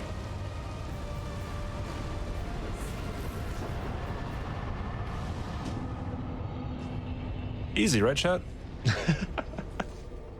All right. So, now we go over to Yorm, and Yorm is kind of, I guess if you don't count Eudix Gundyr, he's kind of the most boring part of the run because it doesn't really change between running a regular no-hit run and running this no-hit run. Because we do use the Stormruler, and since the Stormruler is not upgraded in any way, we can use it. So it's just as fast as like a regular no-hit run, so we're all good. And if you don't know what Stormruler does, I guess you'll see what we're talking about here. It's a special weapon that only does damage to Yorm and I believe the Nameless King, if I'm not mistaken. So, all right. So this is a jailer room, and these guys can do an invisible attack that decreases your maximum HP, and that is considered a hit within the hitless rule set. So we're gonna try not to be taking any hits here. All right, that looked good. All right. Because what those jailers are supposed to do, they're supposed to drain your HP, and it can go all the way down to like 1 HP or something. And you don't really want that to happen, so you try to go through there silently and go through there with a lot of rolls and a lot of speed, right? So this is where Spook comes in handy right here. There's a lot more to this dungeon that you can go through, however, we don't need to, so we're just gonna do this. There you go. Simple skip. Easy. Yeah, simple skip that you can do at home, I guess, if you don't want to go through the entire dungeon. Which I've gone through the entire dungeon twice, I think, in my entire time playing this game. After I after I found out about that glitch or that skip right there, I've always done it because it just kind of saves on time. So. Okay. So again, this is Yorm. Getting this bonfire for safety, just in case I die. And Yorm is kind of an interesting one. The worst thing about Yorm is the fact that he can stomp, and his stomp attack is very, very, very quick. And it does end a lot of runs sometimes. And before I go any farther, I don't want to sure I have all my rings. All right, we're good. I'm casting Spook here because it negates fall damage, and we're going to be dropping from pretty high fall right here. And we should be fine. There we go. A bit scary, but I mean, again, Spook negates fall damage and makes you silent, so we're all good. Right, there we go. Oh no, fireball! Just kidding. We're fine. I got one person. Me there. Yeah, at least one person I got.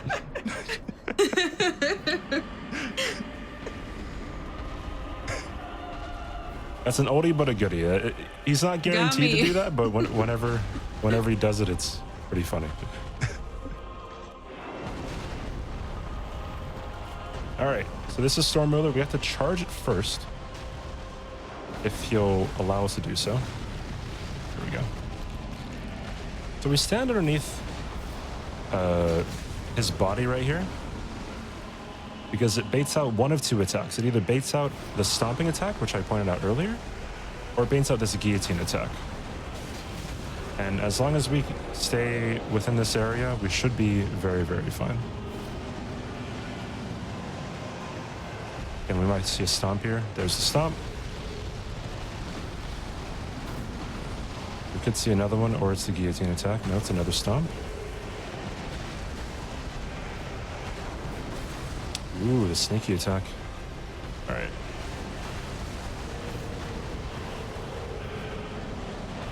All right, here we go.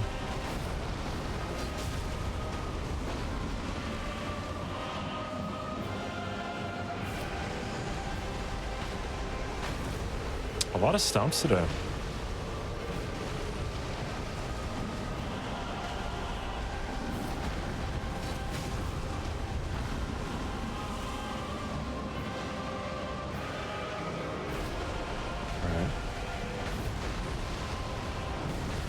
And one good thing to kind of note here is we want to keep Yorm in the middle of the arena, because sometimes if he's not in the middle, or if he's on the stairs, or if you're above him or below him, he can do, or he can just kind of eat that Storm Ruler stagger, and it's fairly annoying because it's kind of considered a bug, but if it happens and you get hit, then runs over, right? So, all right. So now we're moving on to DSA, or Dragon Slayer armor. And we've already been through this area, so we don't have to go through it again. But this is another fight where we kind of have to brute force it. And by brute forcing it, I mean we have to go get more buffs for this fight. Yeah, this is one of the tougher fights of the run, because there's no like easy way to do it, so to speak. All right, we're going to be using a lot of these fire bundles for the time being. Yeah. And we're going back to Dancer. All right, cool. This fight could be the longest in the run if I get really bad RNG. However, hopefully that's not the case. Hopefully we just fine, so. Yeah, we should be fine, hopefully. Okay. There is a way to make this fight go a lot faster, and that is to use Pyromancy. However, it does waste some time going out and getting the Pyromancy. It is technically faster for us to just kind of stick with the damage that we are given for this one, so. And there's going to be a lot of sound cues in this fight as well. You'll see. I'll point it out. It's kind of hard to explain at the moment, because there's 3 different attacks that are solely sound key based. in phase 2, and we're gonna have to deal with phase 2 a lot. You don't typically have to do that on no-hit runs, on regular no-hit runs where you have a lot of damage, but on this one, it's a different story.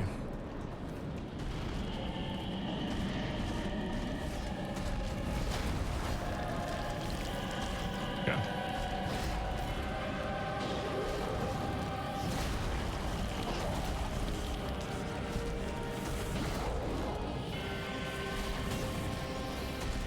And not really the best RNG so far.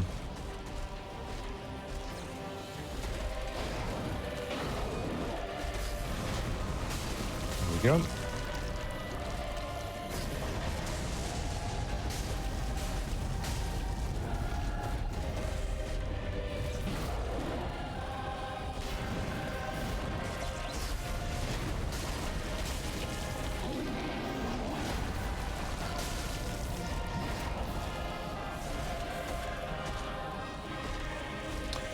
I will be focusing a lot for this fight, so pardon me if I am not very talkative. This is kind of a fight that takes a lot of concentration. Very simple, but there's a lot of things you have to pay attention to. And kind of a lot of RNG that has to go your way to make it faster.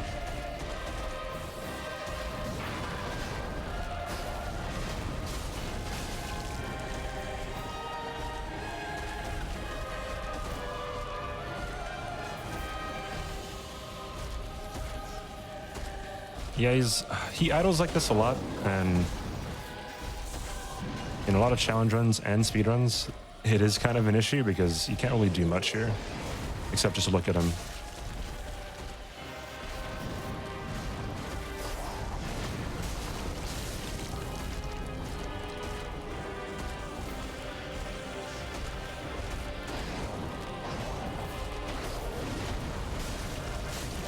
All right, soon he'll be staggering.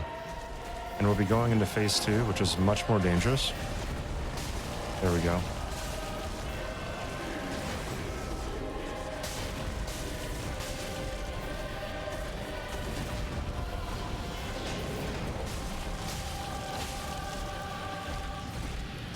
All right. So now we'll be receiving attacks from the pilgrim butterflies that are at the sides of us here. All right, so we have to get beyond this fountain, because there's going to be a giant meatball coming at us right in front of us. There we go.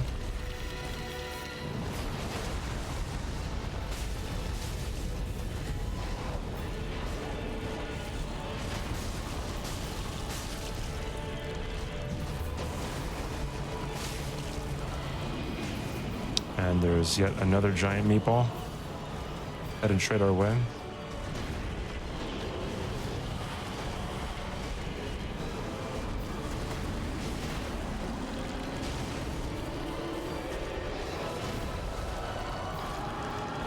All right.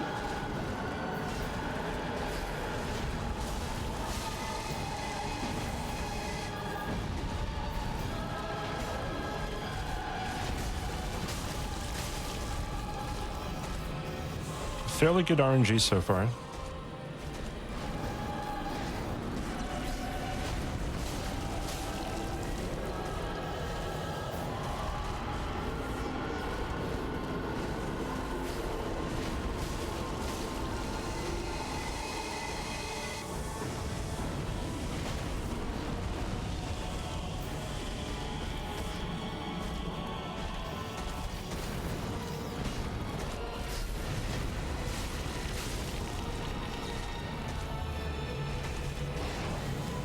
We have another meatball coming.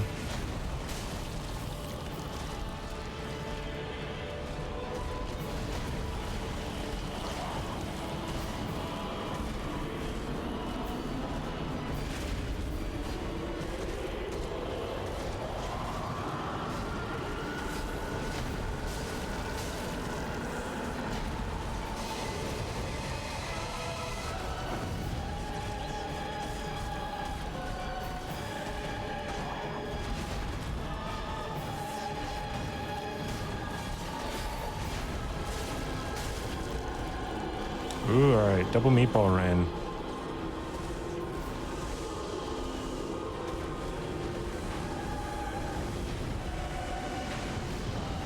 And yes, the wind attack can go through stone for some reason.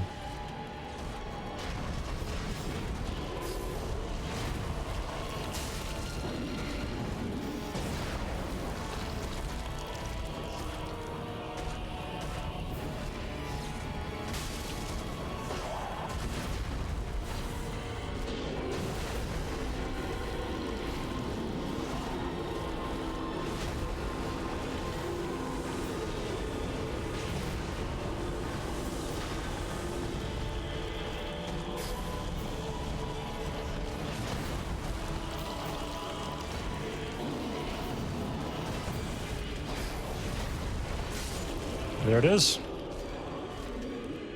That's Dragon Slayer armor. I can stop holding my breath. Yeah. Mm-hmm. Oh my gosh. That's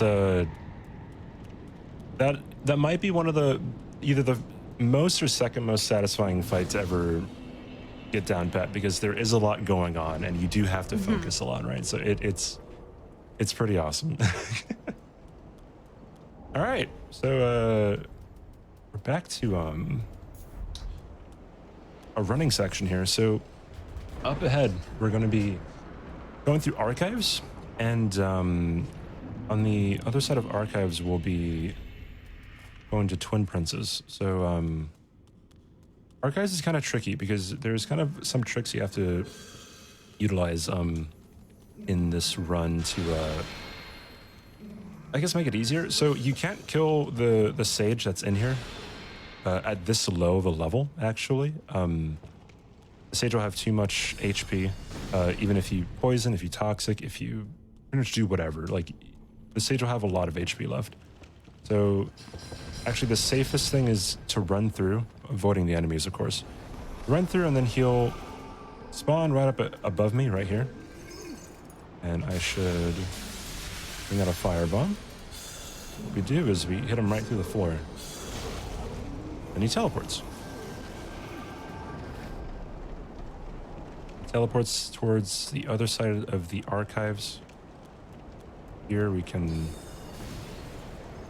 hide behind this pillar. And if we hide behind this pillar, we can't really see him and he can't really see us, right? So we wait here, and then we wait for this candle guy to walk down the steps, and then we wait for him to turn back around, and then we can throw fire bombs at him. So it's pretty simple.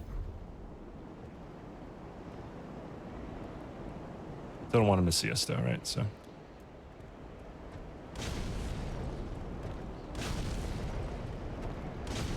hopefully he doesn't get a shot off. I think we're good. Yeah, here we go. And again, we do have skulls, so we utilize them up to this point as well.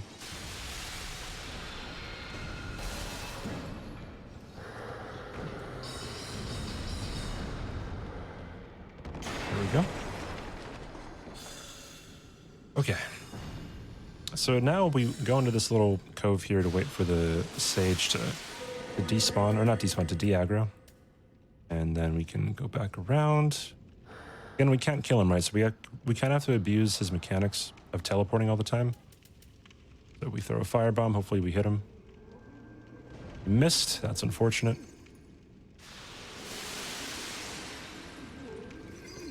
Wait for him to de-aggro again.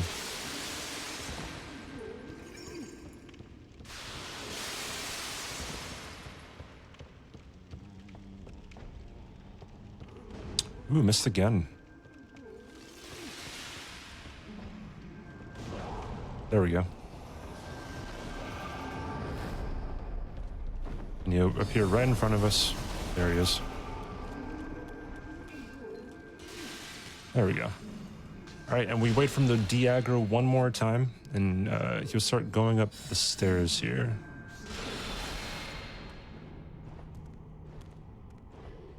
As soon as he does that, we are free to go. We should be, at least. All right.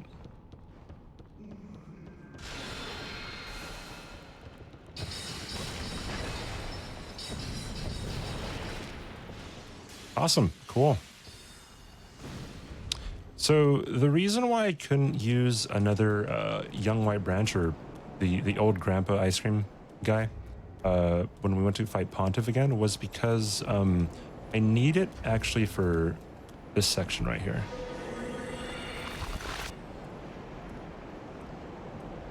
And we'll be using this for this guy. There we go.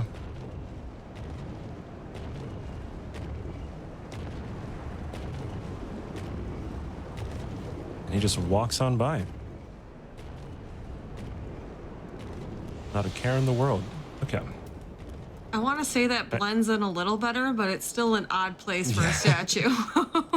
It is, yes. It fits better than a tall kid or an old man eating ice cream out in the middle of the stairs, I guess.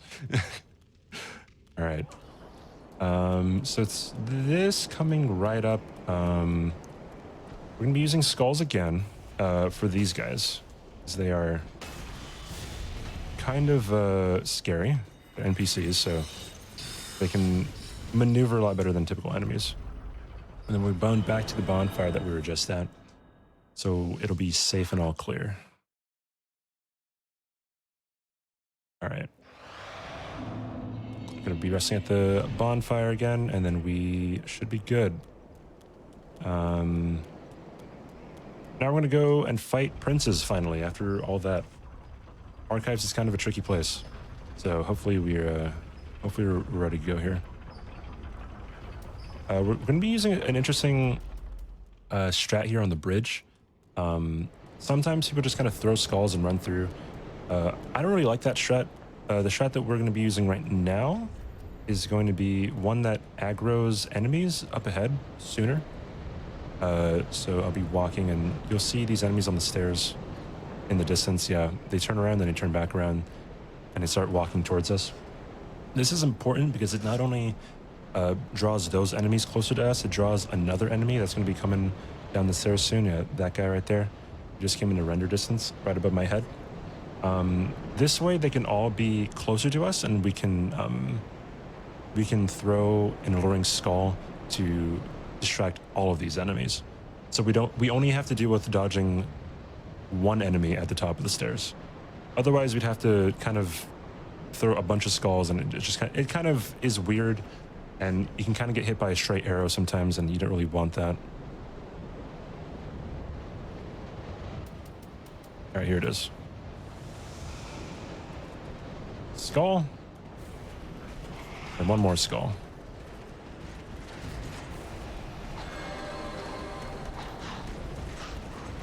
Then we should be good. I love the fact that you just ran in front of that one enemy and doesn't even matter. Yep. Yeah, they don't notice statues, and they don't notice a weird guy who looks like Frodo Baggins walking around in front of them. So I'm seeing a lot of things in chat about cheesing princes. I'm actually fascinated that a lot of people know what the cheese is, but no, we're not going to cheese princes, actually. I thought that if we're going to be doing this, and I'm going to be showing exactly how I do it in a run, I should give you guys a show that you guys would be interested in, right? So this strat is very interesting in that it is kind of a cheese, you can say, but it just abuses the pivot mechanic that a lot of enemies and bosses have, right? So you'll see.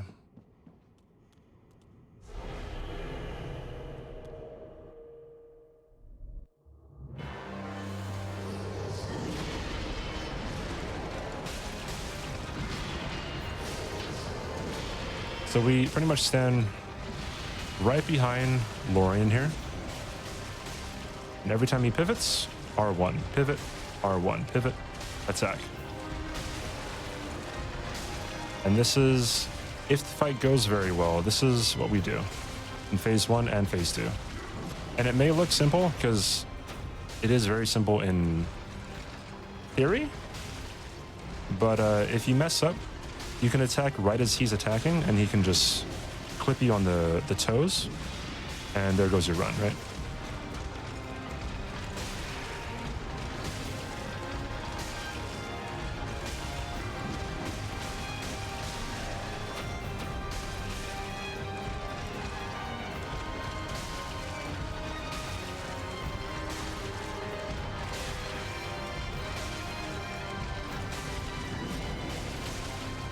here's where we have to kind of scoot him over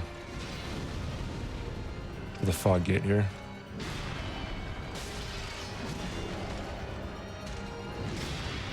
Hopefully, there we go.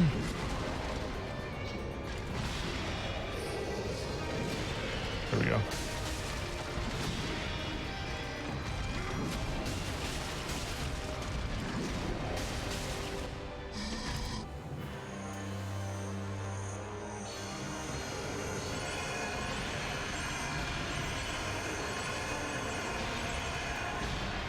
All right, here's phase 2.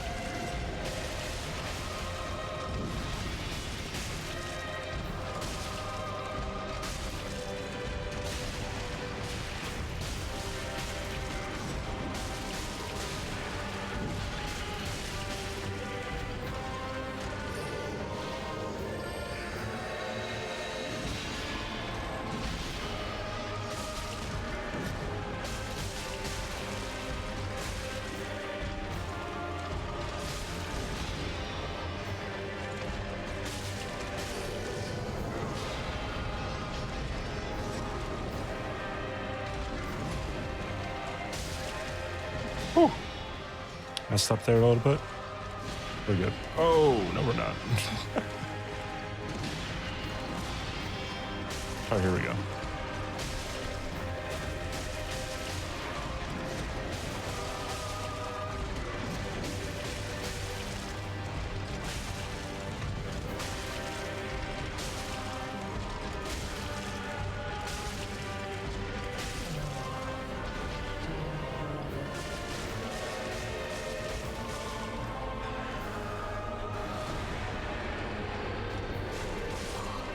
There's Twin Princes.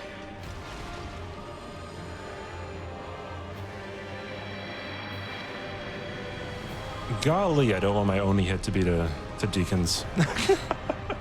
That would puts me in an interesting position, but that's a fight. Again, it looks very simple, but you can mess it up very easily if you're not too careful.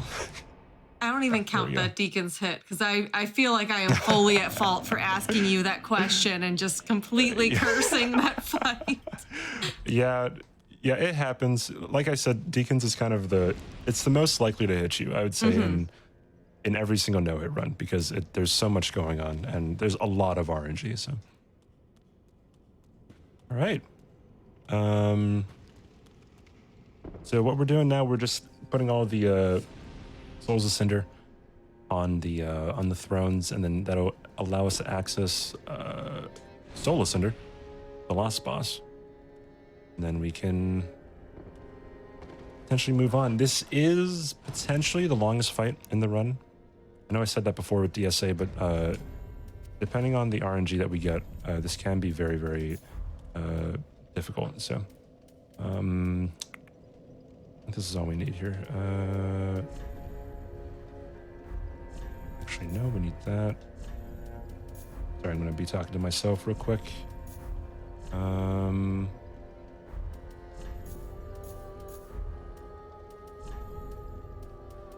There we go. All right, let's go. Yeah, this is typically considered the hardest fight in the game in terms of any no-hit run, really. Because Cinder has a lot of variety in his attacks, and he has a lot of combos that you have to know how to dodge. All right. So, I know I said before that Stormruler is only useful for Yorm and Nameless King. If you do the weapon art, if you're just attacking regularly, it can be used as a regular weapon. So we use Stormruler against Cinder phase 1 because it does a lot of posture damage, meaning it can stagger him a lot, and it does quite a bit of damage if you do an R2 or a heavy attack. So let's do it.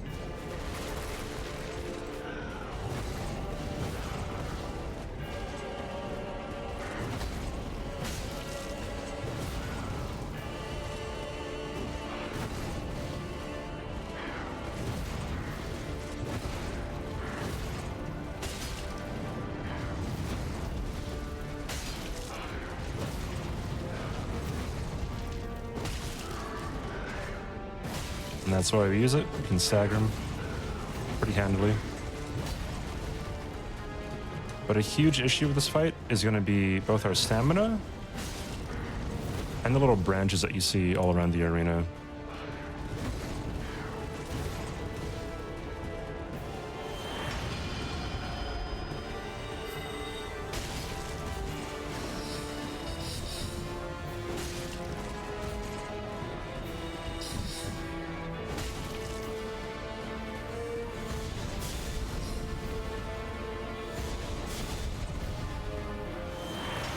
Ooh, this is bad. So Soul Mass can carry over from one phase to the other. Fortunately, this is happening during Curve Sword phase where we can just run away because we don't punish anything in Curve Sword phase anyway.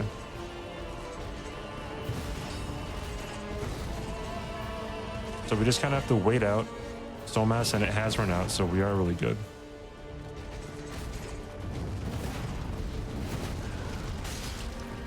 Also, I said we don't punish anything, but I just punished something. Don't worry about it.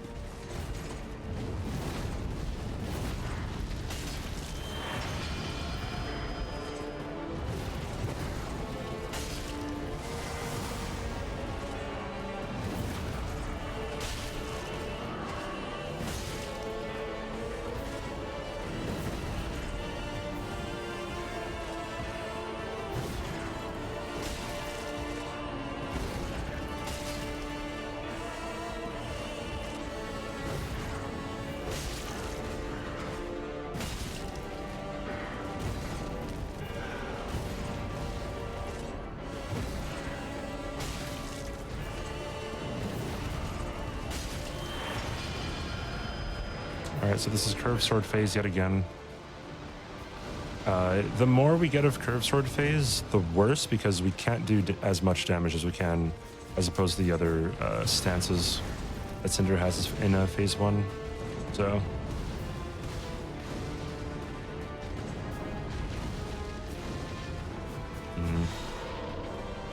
You can punish that, however, if you're too slow, he can punish you back.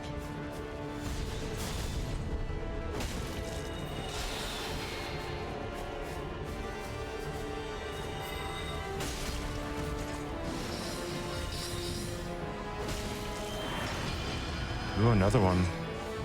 So we have Soul Mass again in a different phase.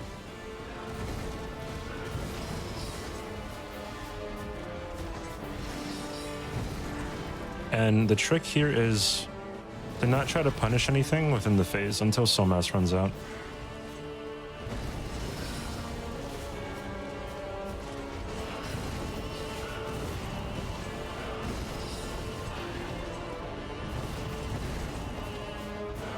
One more.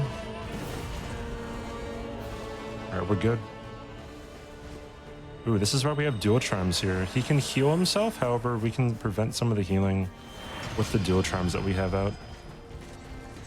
And the more he heals, obviously, the more we have to be in the fight, right? So...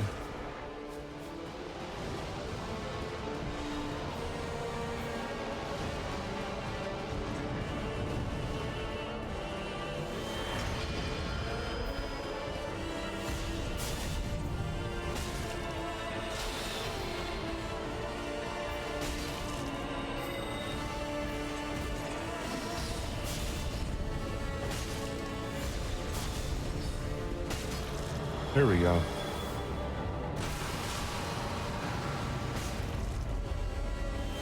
Giving that attack can give us a lot of punish time. And obviously whenever we stagger him, we get a lot more punishes in as well, so...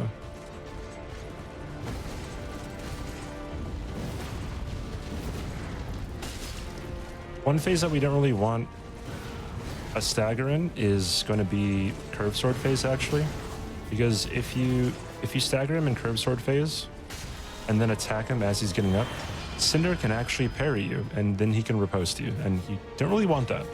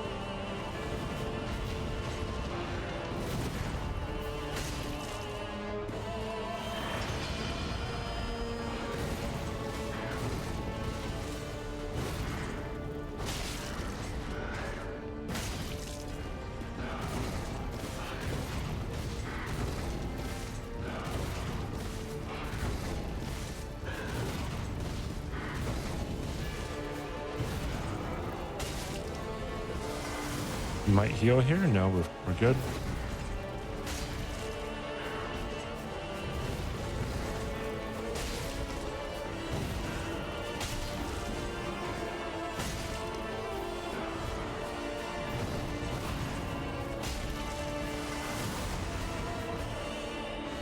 Almost there. Any day now.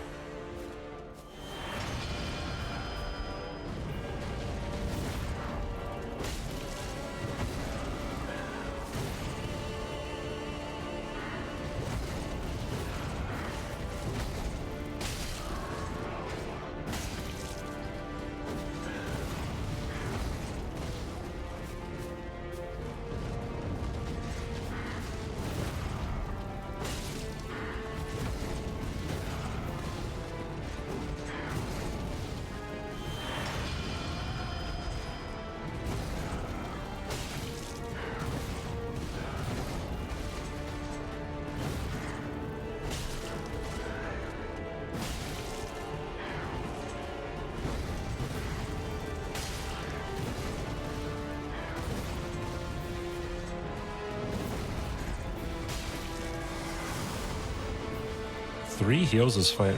We get really unlucky.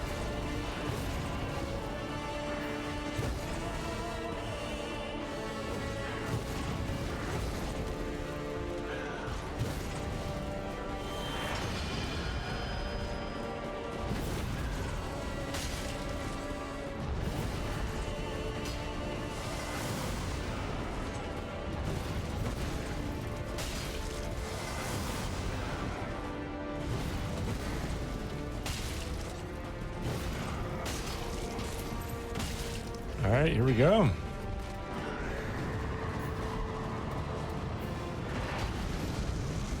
Phase 2, we will use the bandit's knife.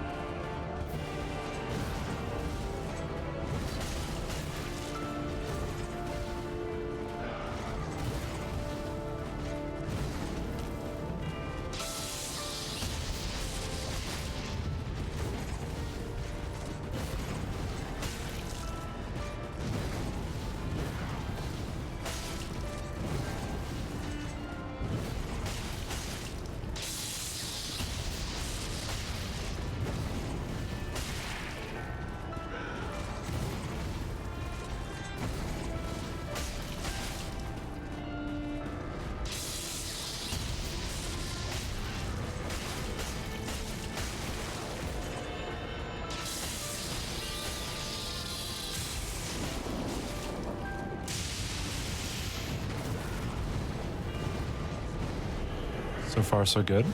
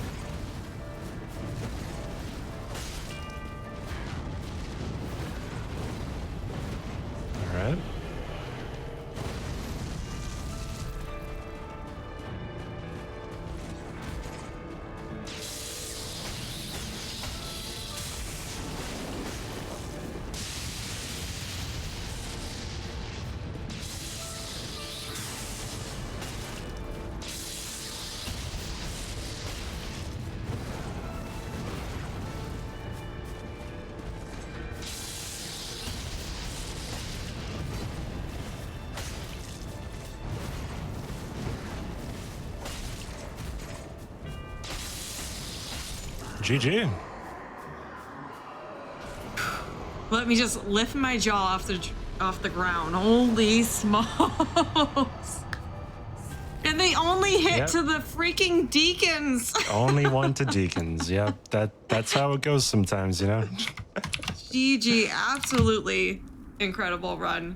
Again, chat, I'm gonna go ahead and post a link to CBD's stream. Please go give this gamer a follow. He deserves it. What have you been doing recently on your stream so people know what to expect? They come and check out your stream. So I've been doing a version of this run, but what it is, it's the same run, like no upgrades, no infusions, so level 1, but it's all bosses, and it's NG plus 7. So NG plus 7 is the maximum difficulty cap of the Dark Souls 3 game. So that's what I'm doing right now. Hopefully I get it before Elden Ring, but we'll see, right? Oh, absolutely incredible.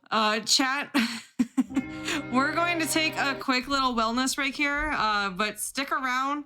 There are some bosses that CBD was not able to showcase in this run, so we're going to go ahead and check out some more bosses done hitless here after a short little break. Yep. Thank you. Hey, all you cool cats and gamers. Welcome back to No Category Left Behind, the GDQ hotfix show that showcases category extension speedruns. I'm your host, Nuclear Reaction, and tonight I have with me that cool black dude showcasing some hitless Dark Souls 3. Now, we just went through the any percent run. Keep in mind, a level 1, no weapon upgrades. Insane, only got one hit at the deacons. Now we're gonna be able to showcase the bosses that weren't seen in that run. So CBD, what are some of the bosses that we didn't get to see coming up here? So the bosses that I'm going to be showcasing, I think that most people would want to see. I'm going to try to get to Nameless King, Slave Knight Gale, Black Flame Frida, and Madir. Hopefully those 4. Okay, we've got 30 minutes left, so I'll go ahead and let you get started. So hopefully we can see as much as possible. Go ahead and count us down to start the timer for 30 minutes and we'll get going. We can go, let's go 5, 4, 3, 2, 1, go. Yeah. So I loaded up a save file so we didn't have to run all the way over to Nameless King. You would typically have to fight a wyvern before coming here, but it's not much of a fight. You just kind of punching attack on his head, right? So it's all good. So Nameless is pretty simple for phase 1, for the most part. We have the broadsword and we buff it with lightning, and we just attack the chicken's head. The community dubs this a chicken. It's actually a wyvern or something. I don't know, but we call it a chicken.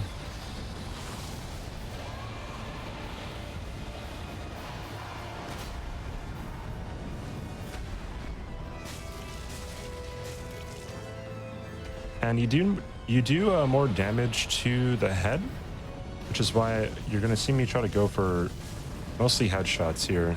But sometimes, like on that one fire attack, you just can't get to the head because it's too risky.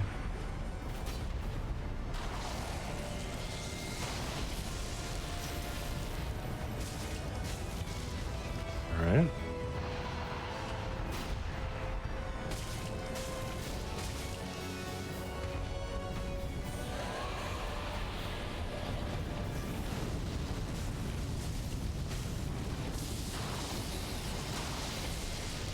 And what you just saw right there is one of the rarest attacks in the game. I'm surprised they even got it on this run. It's actually incredible. All right. Not much to do with this phase. Honestly, it's just a whole bunch of waiting for opportunities to hit the head. I think the exciting part is in phase 2, where there's going to be a lot more rolling and dodging and bleed staggers. So if you thought we used a lot of bleed in the any percent, we also use it in the DLC bosses as well.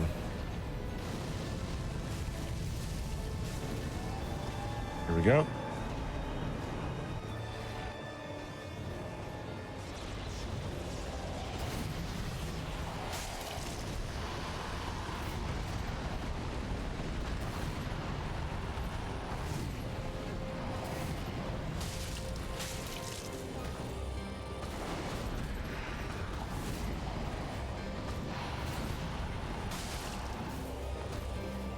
So Nameless King is resistant to bleed. However, since the Bandit's Knife is so versatile, it's light, it can bleed, and you can buff it with Karthus Rouge. The bleed procs don't really take too much time to reach.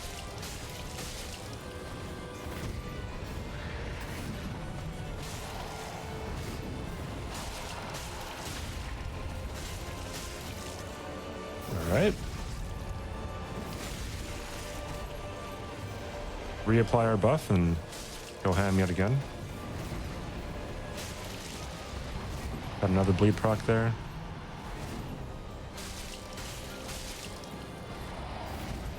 Phase 2 should be coming up shortly.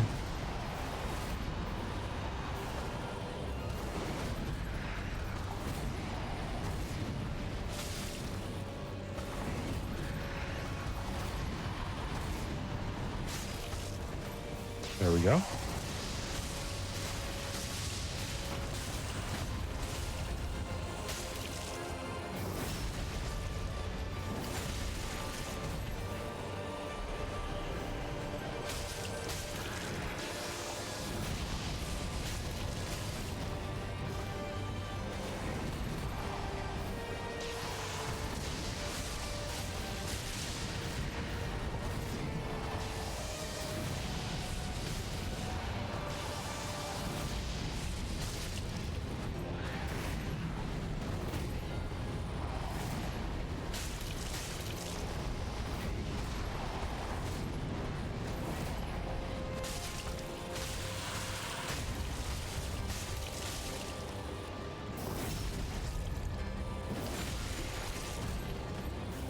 We'll rebuff just in case. However, he did die, so that is Nameless King. There we go. And I'll actually quit out here so we can go right into the next boss. The next boss that we're going to be doing is Slave Knight Gale. Sorry if I'm going too quickly here, but I do want to get as many boss fights in as we can. So Gale is one of those ones that a lot of people have a lot of trouble with. I definitely had a lot of trouble with him when I was learning this run and when I was trying to do my first run too. However, with this stick that we have right here, this is called the Storyteller Staff. You can see right there in the top left corner, Storyteller Staff. This weapon art of this staff actually unleashes a certain type of poison, and we'll be utilizing that poison to knock down Gale's health quite a bit, actually. So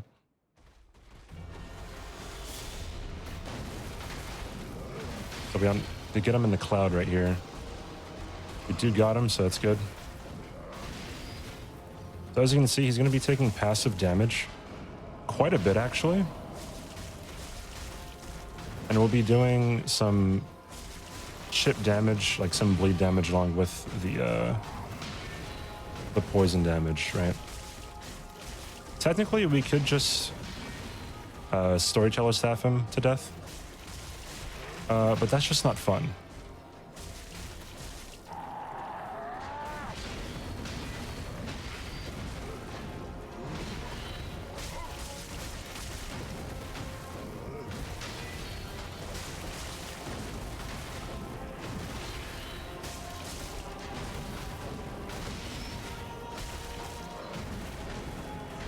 Reapply our buff here.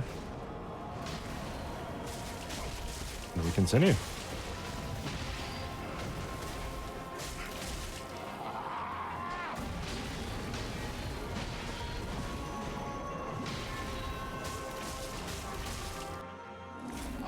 right, we're moving on.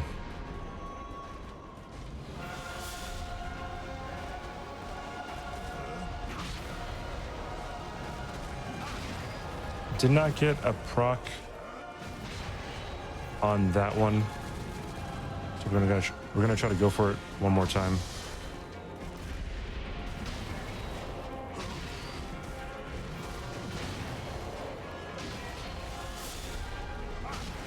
If he can get back over here, that'd be nice. There we go. He is poisoned.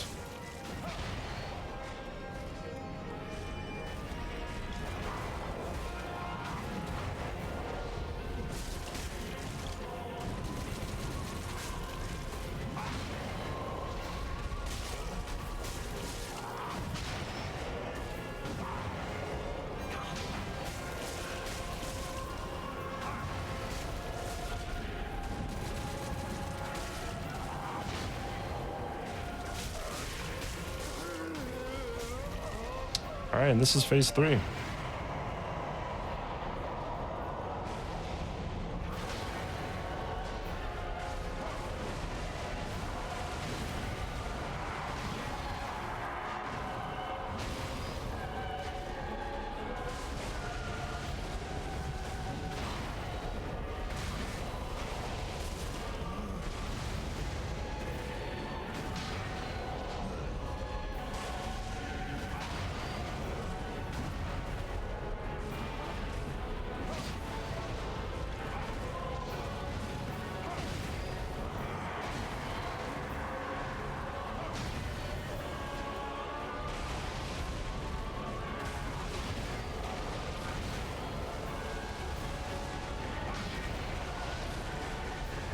So if you're wondering what I'm doing, I'm actually waiting for the poison to run out, which it has. Now we can start reapplying it.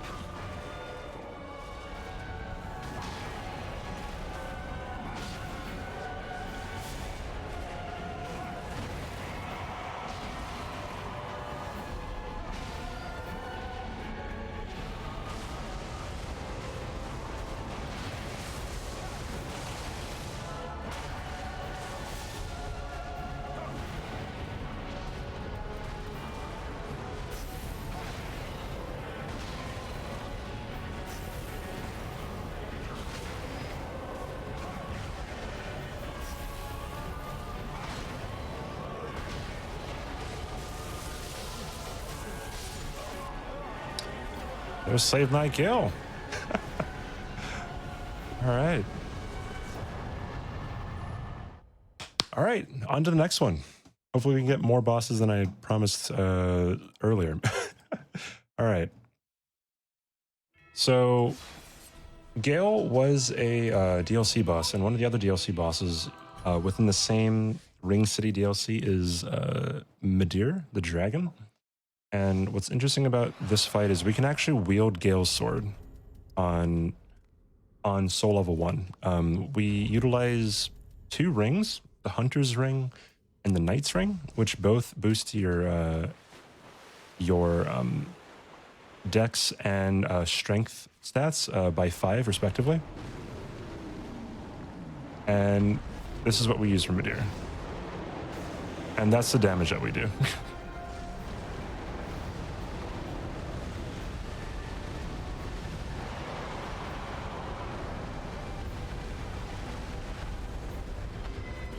So this may take quite a while. Not as long as Cinder, but you'll slowly see the damage chip away.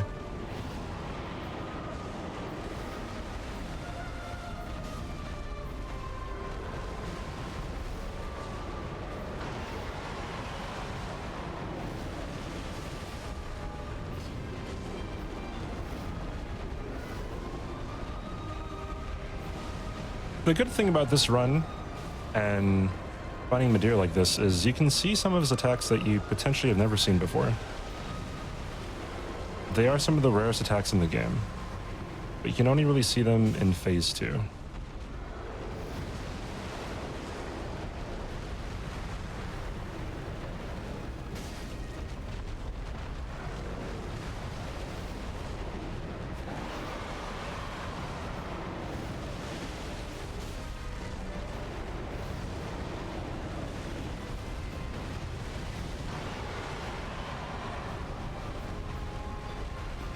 Kind of in a funny situation there since we were right up against the wall.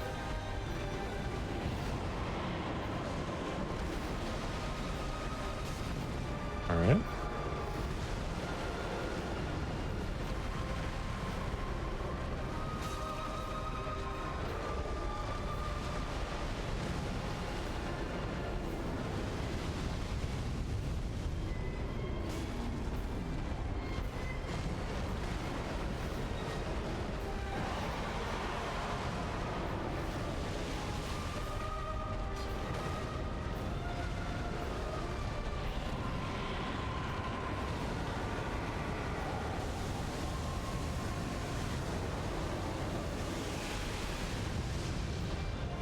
That's one of the rarer attacks.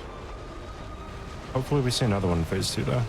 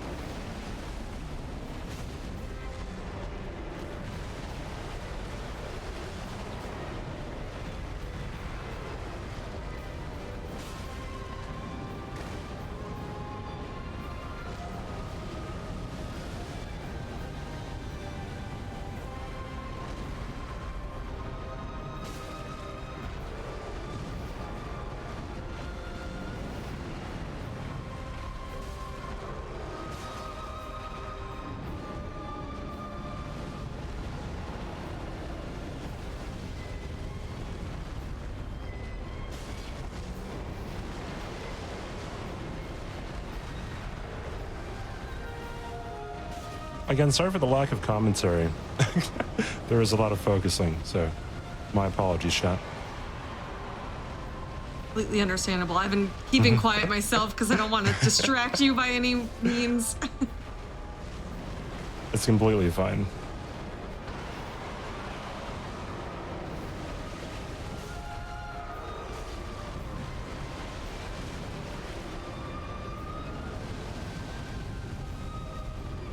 And it should be phase 2 soon. Here it is.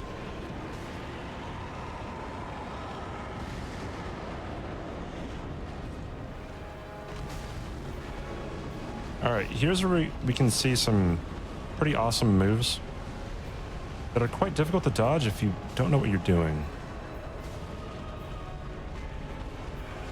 No, not this one.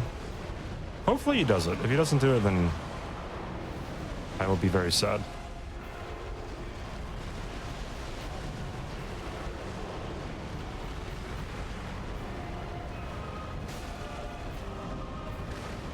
This might be it. Nope, never mind. He just baited me.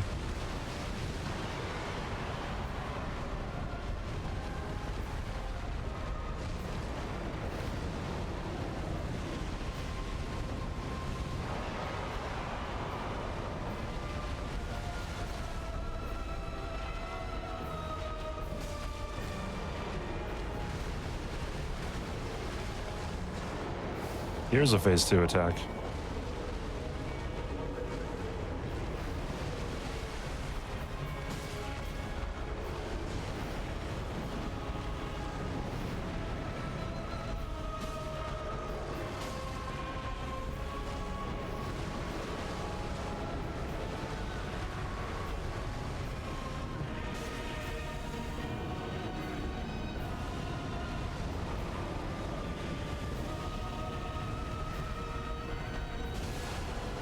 All right.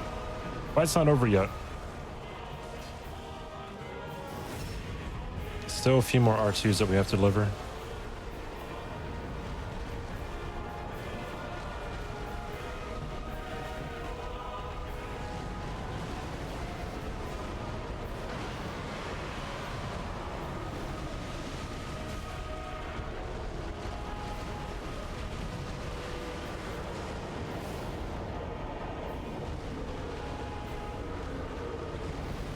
Very, very sticky situation.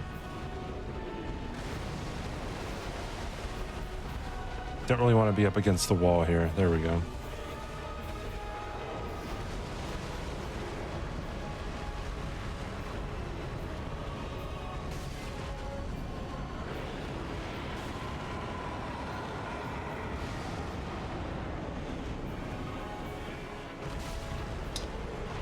There's Madeira.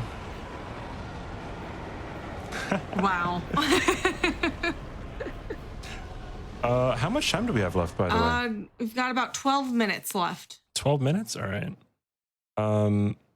So I was going to do Black Flame Frida, but I will do a different boss before I get to her. This is Grave Tender.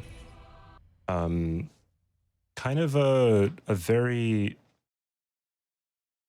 kind of complex, kind of it's a very weird one because he has two phases. One with just himself and some dogs, and one with a big giant wolf that comes out and also fights along with him. So we're gonna try to do this before we fight Frida. Hopefully it doesn't take too long, and then we'll be able to wrap it up. All right. This is my favorite OST in the entire game, by the way, is this boss.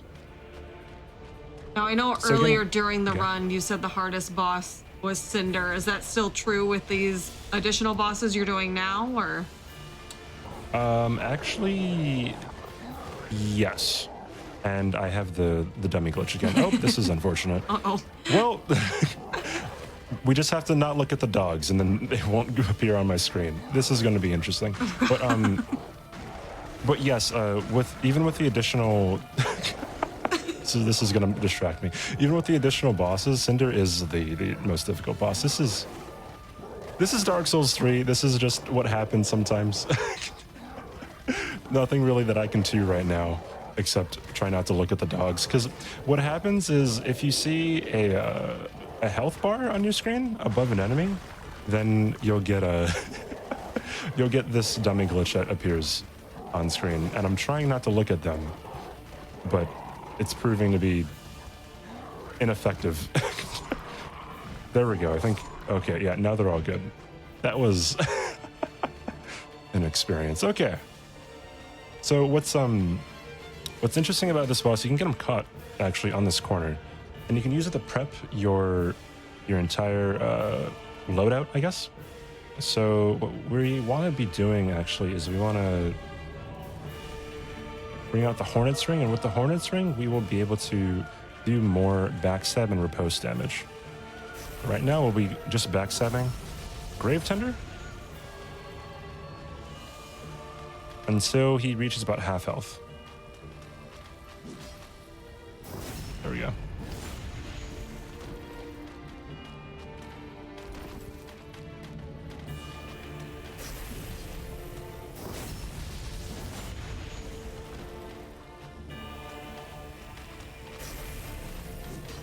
And we use the dagger, obviously, because the dagger has one of the highest crit damages in the game. And actually, any dagger, I'd say. But the regular dagger is the best one that we have at the moment.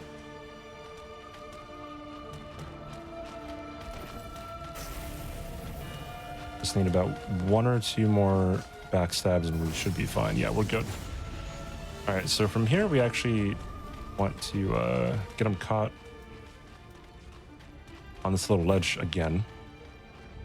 And then we want to change to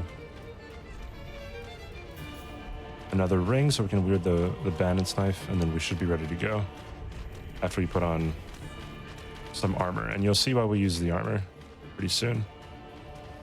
All right, STS again. It'll poison him. Then we can backstab him one more time. There we go.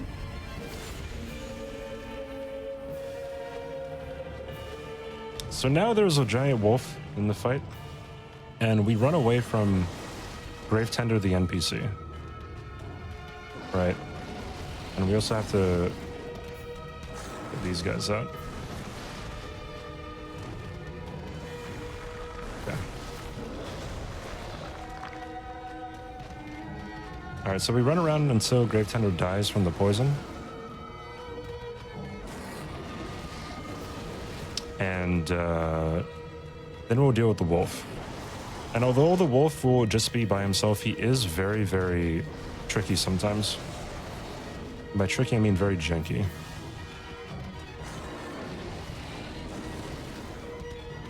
All right, Gravetender's dead.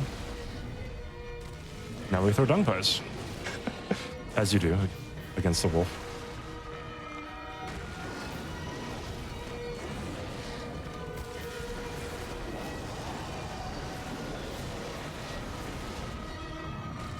So what the dung pies do actually is they toxic him, and then what STS does is it poisons him. So he'll be toxic and poison at the same time. And we're gonna try to buff our weapon with bleed resin.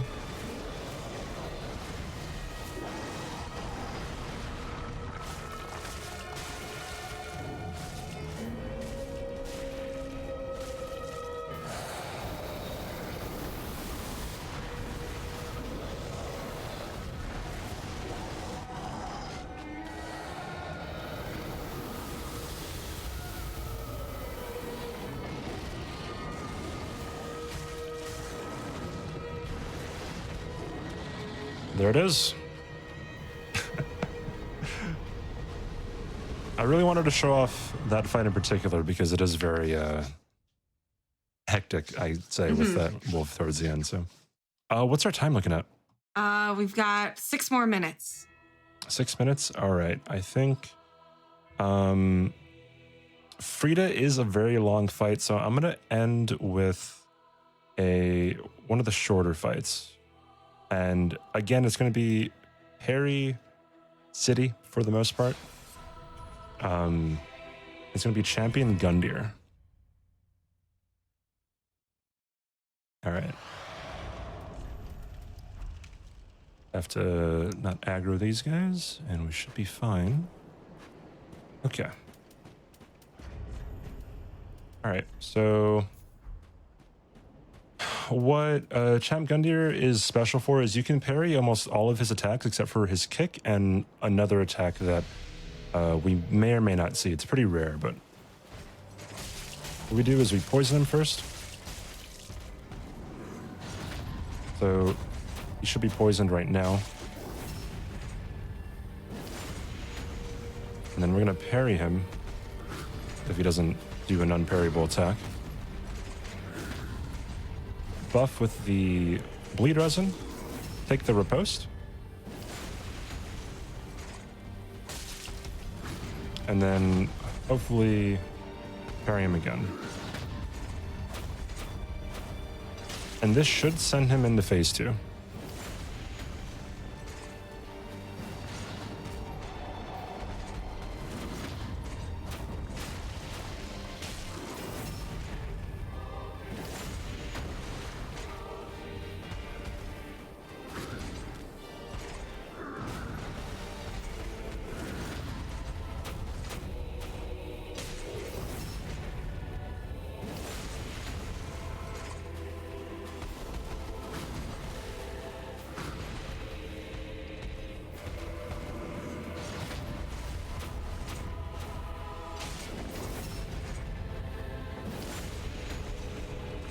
All right, just a little bit more. Should be fine.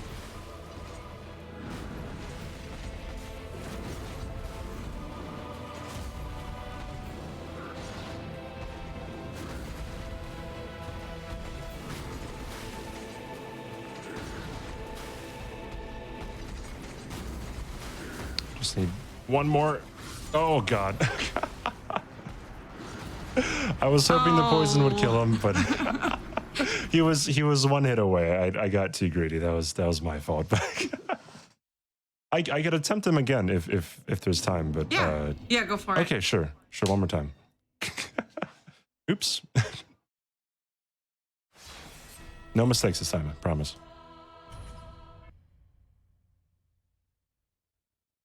With how you've been playing all night, I don't blame you for getting a little greedy there at the very end. Yeah, that's how. Again, if he had more damage, I don't think that's ever going to be a possibility for him to have just 1 HP left. So, yeah, it's super unfortunate, but it happens. All right, let's try it again.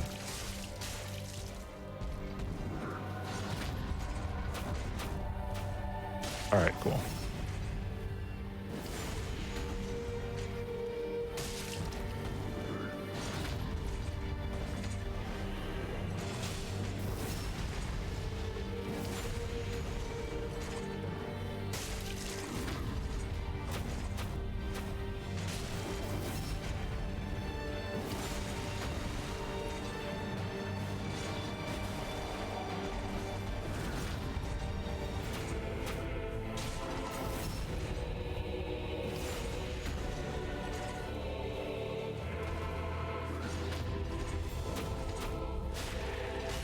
All right, this one seems to be going a lot better. So hopefully no 1 HP memes.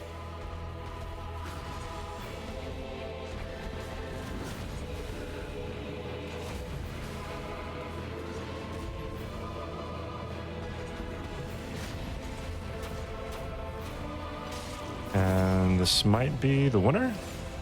Nope, not yet.